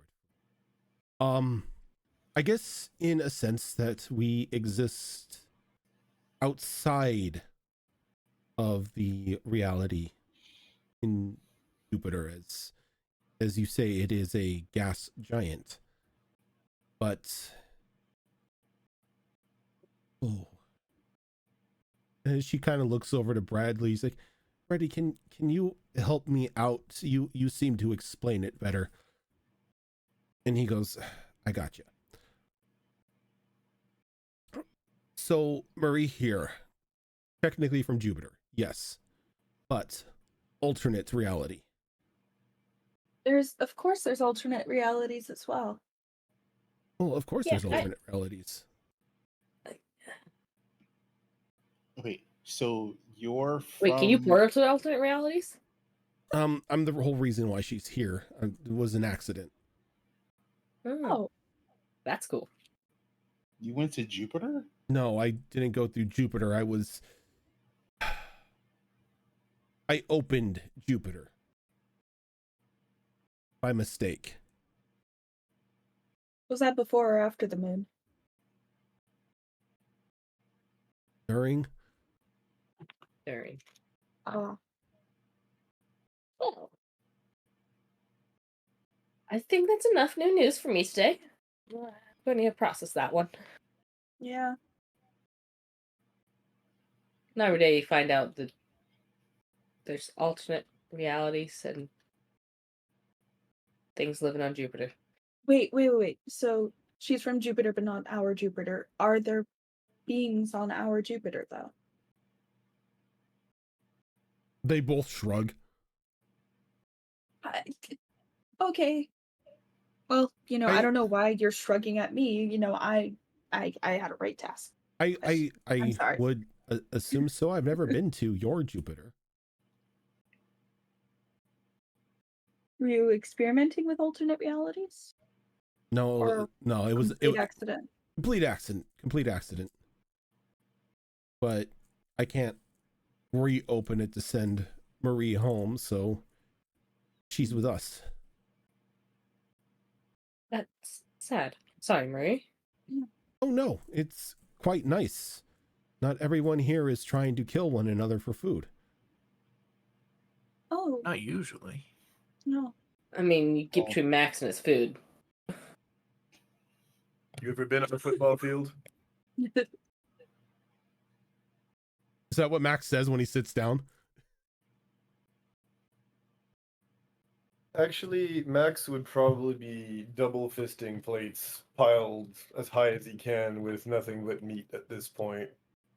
Oh, jeez. No, you gotta have some form of carbs too. Grab some bread. Hell no. Protein, protein, protein, man. Need some carbs. Body can't function without carbs. Maybe your body can't. Yeah. And he starts literally shoving steak after steak, barely, like, he chews, but, like, this man is not chewing a lot. I want to listen in on the conversation between Paige and Max. I mean, I'm not going to, but it's like... I was gonna say, you can. I mean, you can. You have you literally can, you bitch. You have the power to. Be a nosy. No, but I respect you just guys. muted yourself. He is gonna swing by everybody and bring the food to whatever table Paige is sitting at, dump the 2 plates, and go back to the line for seconds. He just kind of rolls her eyes like, oh god, here we go. All right. I mean, When he comes back, he's got 1 more plate piled with meat, but in the other hand, he's got a tray on which he's got a bunch of fries and a milkshake, and he puts the fries and the milkshake in front of, Paige. Oh, I forgot. Oh. Cat. Frankie. While that whole conversation was going on about her being from an alternate reality Jupiter, give me a charm roll with your power. Okay. Because I forgot you can do this. Oh God. Are we about to offend? So Paige can do this as well. So this is a D12 plus D4. Okay. D4. Got it.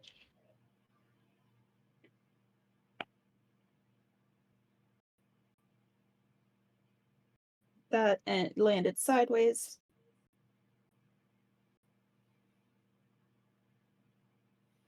I am terrible with rolls. Swear to God. Oh, that exploded. My power exploded. Nice. Yay. So that's 3. I rolled a 3 originally. Plus 4 for power. Wait. I rolled a 3 on a D12. Okay, so that wouldn't explode. The D4 D4 on my power. The power okay. die exploded. Got you. I was like, wait a second. How does a 3 on a D12 explode? So that was 7 plus 3, 10. 10. Okay. I don't know why I'm terrible at it. I think that my new dice box is cursed. That's fine. Go back to the old one. No, it's not that. It's like your die just have issues with you. When I All of my die. When I DM, my dice want to literally murder my players. When I'm a player, my dice say "fuck you, you can die." I switch out all of my dice and none have rolled really well. Use a different dice tray. See if it is. Permission to roll again? No, you're fine.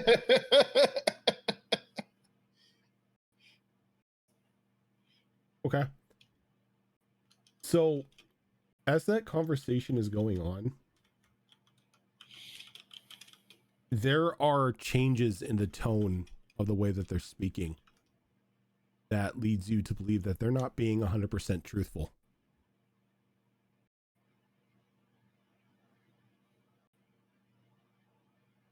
Okay. About the whole Jupiter thing? About the whole Jupiter and alternate reality thing.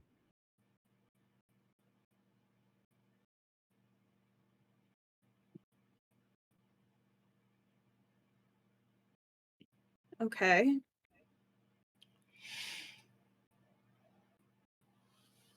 Where do I want to go about this?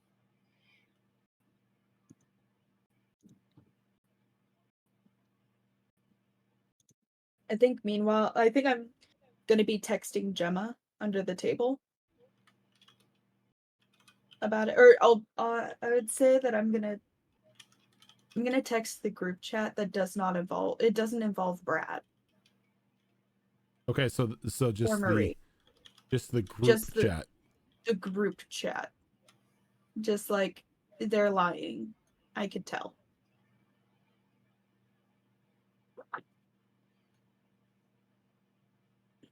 So, how exactly did you open a portal to an alternate reality on accident? Like, how'd that work out? How's that? I guess I'm asking how your power works, but if that's not too rude to ask. I don't honestly know what happened. Sorry. That's okay. That's perfect. Since Paige has been kind of playing on her phone, kind of messing with the new features and everything while she's waiting for the glutton to come back.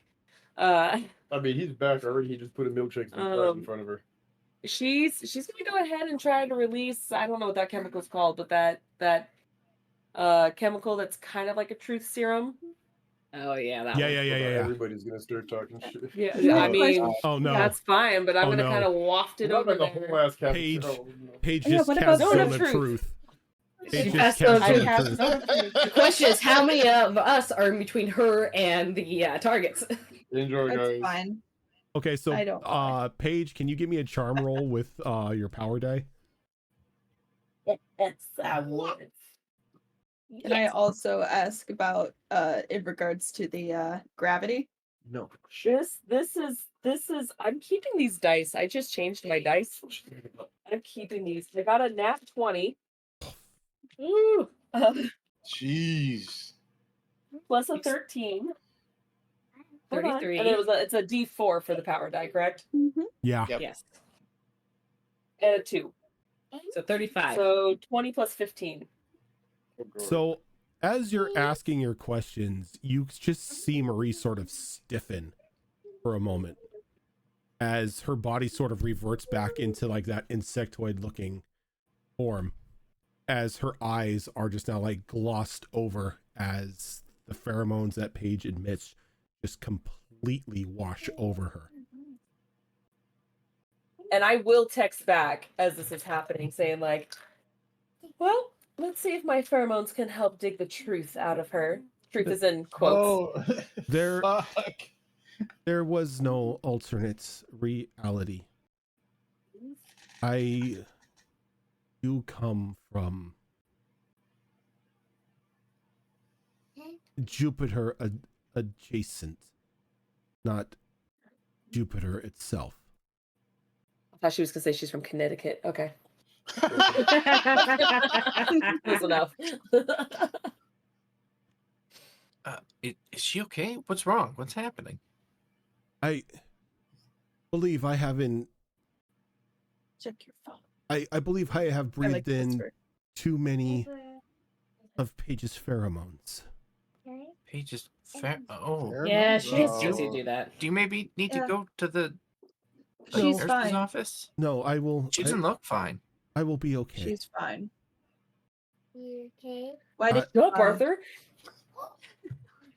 Oh my god, my daughter heard you guys, and she was like, "You guys okay?" She's like, "You okay?" Oh. She's killing me. Listen, man. It's Art, fine. Art doesn't This is check on his purpose. phone in the middle of a conversation. That's rude. I know. It is. Louis the teenager same way. are you? Jesus. Yeah. What kind of Louis- teenager are you? Louis was raised by a very strict. Piloted by a guy that didn't have cell phones growing up, so I don't know what the Nose and normal phone at all behavior is. times. Louis was raised by a single black mom, and if you took out your phone while you were eating dinner, Nope. you got your head caved in. It's like powers or no powers. She's trying to, you can see that she is aware of it and she's trying to fight it. She's like, my people are from Io, The moon. Jupiter's moon. It's still really cool. We tell people that I came from an alternate Jupiter, so information about my people does not get leaked, shared. Okay. Well, now I feel That bad. makes sense. Yeah. Yeah. Wait, did you guys do this tour on Did purpose? he- Louis is gonna ask the obvious question. Your people aren't a threat, are they? Not at this point. They don't see the humans as predators. Do they see us Not as yet. chattel? Do they see us as prey? You are a sufficient source of nutrition for my people, yes. But So we do eat. We have not considered turning Earth into a cattle ranch, as you call it.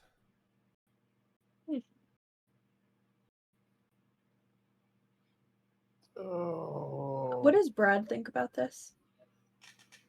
As Brad is like sitting there kind of like silent, as you can tell that he's trying to fight off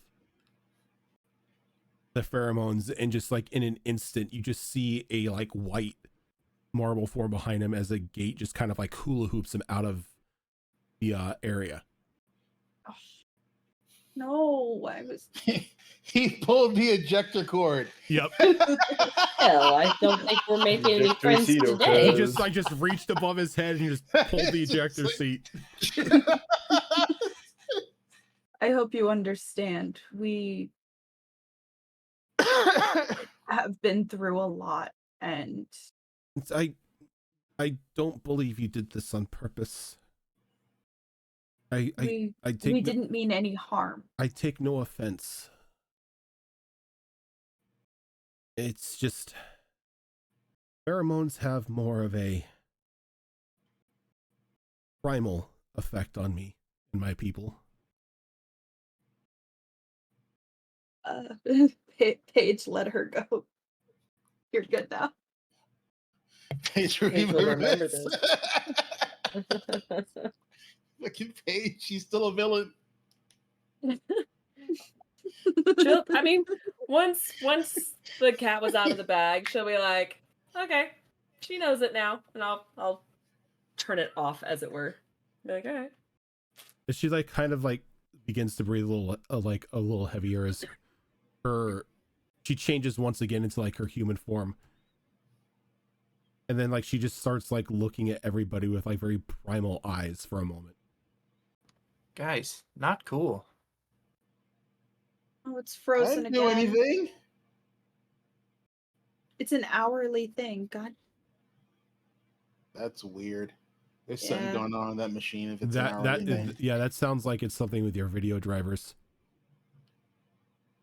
Yeah, that's weird. I mean,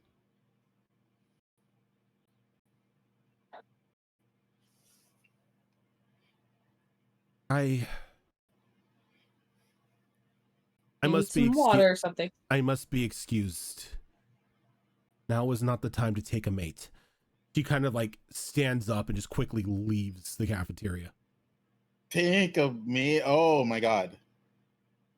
Does she like he just starts having like horrible nightmares of like praying mantis mating? She's like, she says she can swallow skulls. You think it's like a praying mantis? I don't think we made any friends today. Thanks, I guess. Yeah, what was that about, guys? I don't know. You should really check your messages. In the middle of a conversation? What kind of teenager are you? Yes. What kind of teenager are you? The one that always looks at my phone. That's where we differ. Like, It could be something urgent. You never know. If it was urgent, they'd call. Yeah. Who the fuck calls these days? The house better be on fire before you call. That's just sorry about that.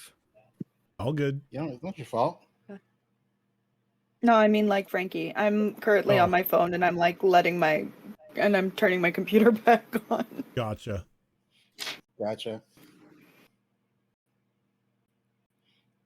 Well, Frankie here figured out that they were lying to us, and Paige decided to do something about it.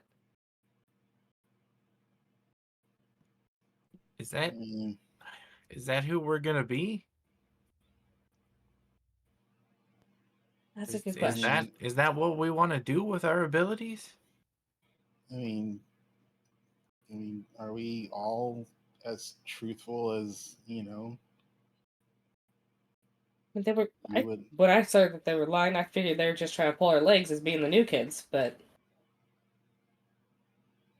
yeah.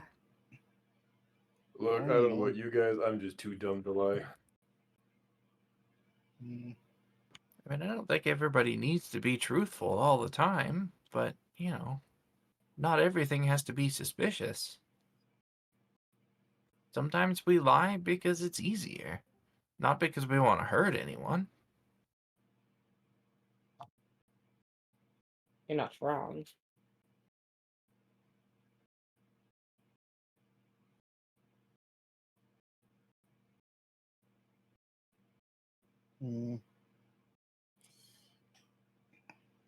Well, I feel like shit. Yeah. Is Marie still here? No, Marie. No, Marie quickly bounced. excused herself.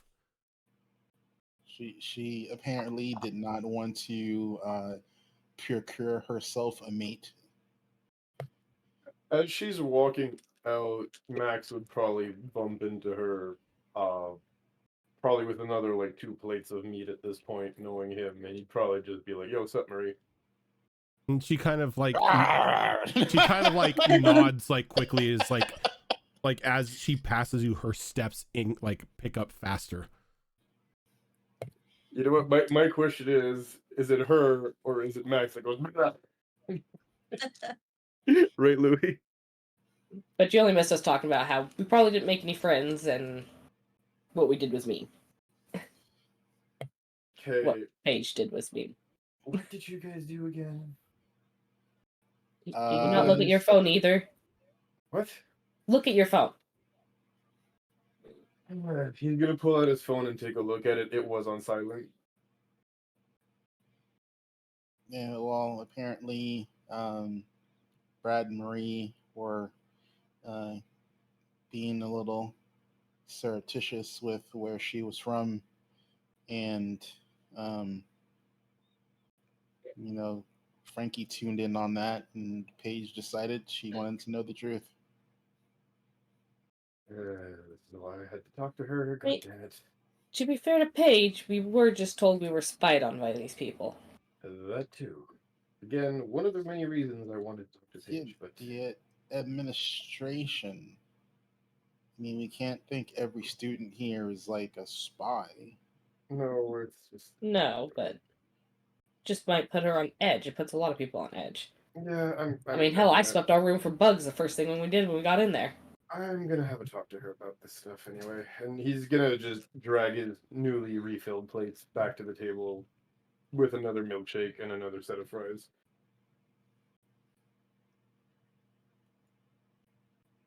I feel like shit. I am not gonna listen in on their conversation. I'm just gonna eat my food quietly. Okay. Very quietly. Text bad. I'm sorry.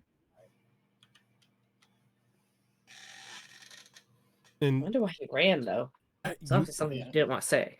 I know, but you or just in between. You don't get a reply. Yeah, I figured.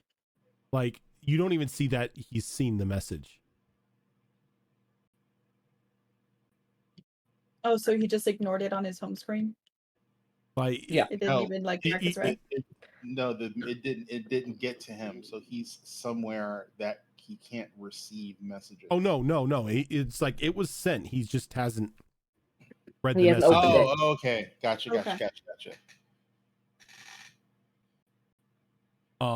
But yeah, so as that incident splits off, as Max sits down, to talk to Paige.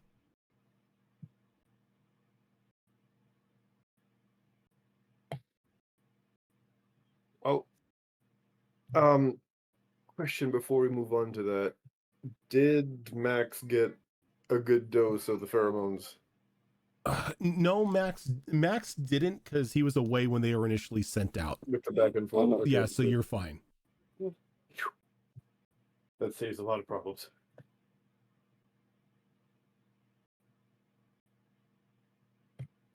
And so, Max, yeah, again, would have brought back all that food and then the milkshake and the fries. And he'll sit in front of Paige. He'll look at Paige and he goes,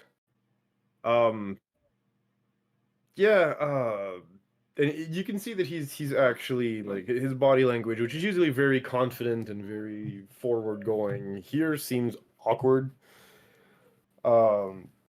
He's eating, but he's not eating with his usual gusto. He's kind of picking at his food. And yeah, he looks at Paige and he goes, well, my only one who feels this is kind of weird. I already saw their faces. It says everything. Whose faces? Who do you think? I have no idea what you're talking about, actually. Our friends. Yeah, what about it? Ugh, never mind. What is awkward? I was talking about this place and, like you said, our group of friends, and then all of it. It just doesn't feel like home, you know? Well, it's literally only been like 4 hours, so... That's not what I mean. Well, it's more home than my home, so I'll take it. Yeah, same. I'll take it over the orphanage any day. That's...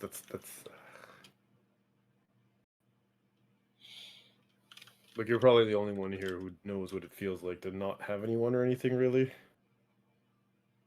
I guess. And, like...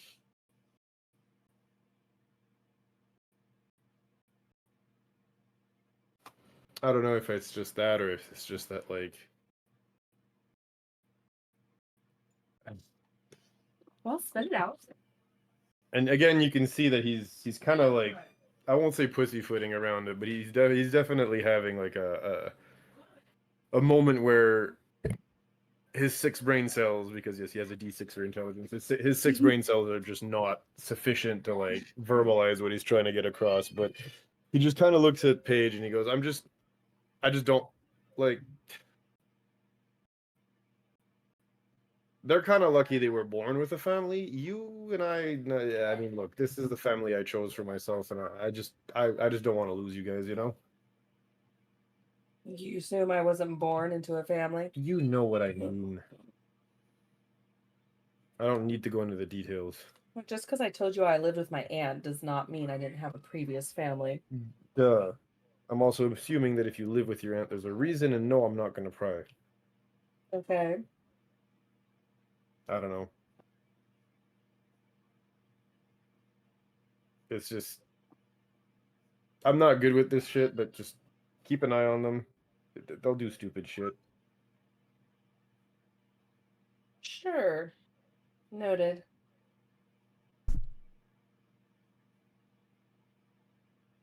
Is that all you want to talk about? Sure. And on that note, Max is going to kind of just stiffly get up, grab his plates, and just kind of go sit alone at another table and start scarfing the food back down. He looks a little miffed when he gets up. Paige, funny enough, is going to do the same thing, but not go to a table. She's just going to just grab her stuff to go, bring it back to her room. She's going to shut her phone off.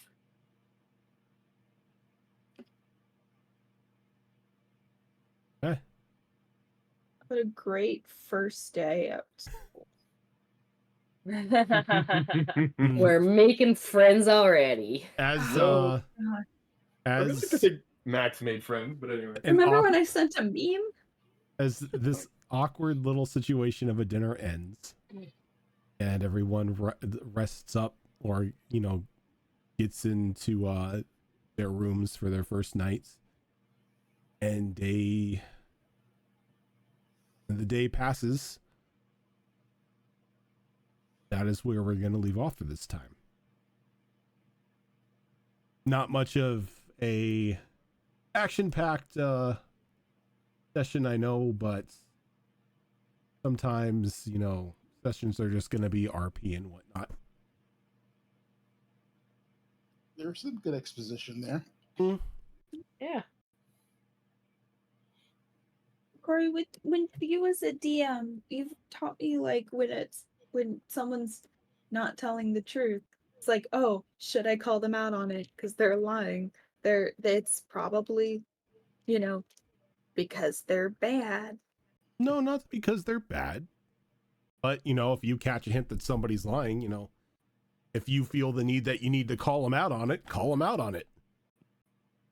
Like you're like Frankie can hear the change in people's voices, and Paige can, smell You're a human like lie detector. quite literally smell their bullshit.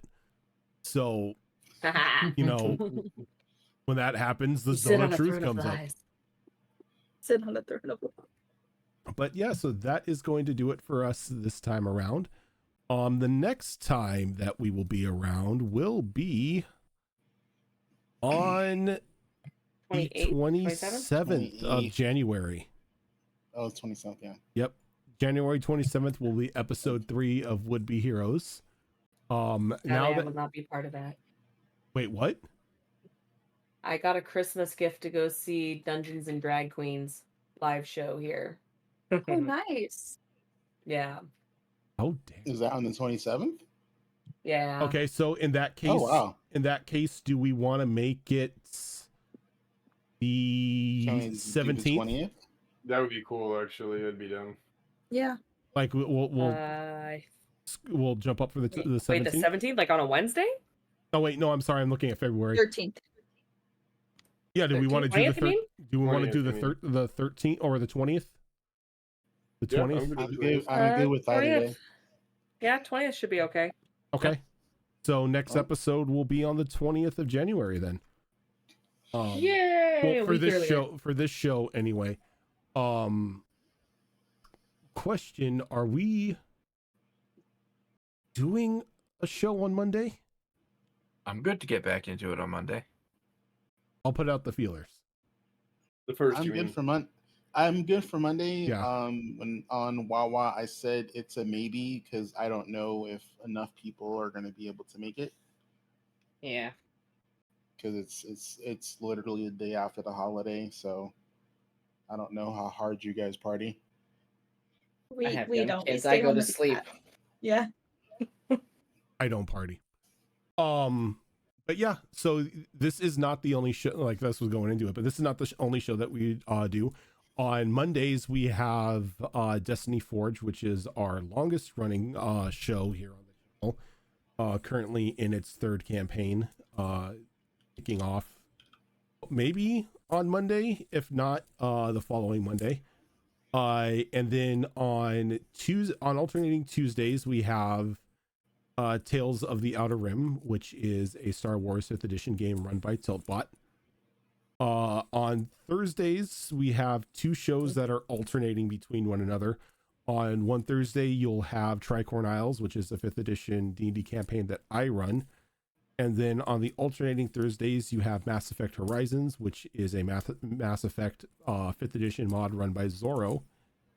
And then on Saturdays, we have alternating shows as well. We have Wayward Wanderers, which was on the channel earlier today, which is a Pathfinder 2 Extinction Curse campaign run by Azerin. And then on the alternating Saturday, we have Withered Wastes, which is another 5th edition campaign that I run. And then the first Saturday of every month is our lore show. And we will be having Behold Lore on the show next Saturday. And I believe we have Grudes and Raven with us this time, talking about their characters for doing sort of a character wrap up for campaign 2 of Destiny Forged, as we had Zorro and Fox with us last time talking about their characters. We'll be talking about Grude's characters as well as Raven's. Just need to follow up with Raven real quick. Yeah. So wait, are we having Weewa this well, technically it's Sunday, but like on the 6th, or is that just the lore show? We would have Weewa. Lore shows after. Yeah, yeah. lore shows at night, Weewa's in the afternoon. So yeah, we still have Weewa. But yeah, for now we are gonna head on out. Thank you so much everyone for tuning in, and we will catch you later. I'm waving. I'm waving.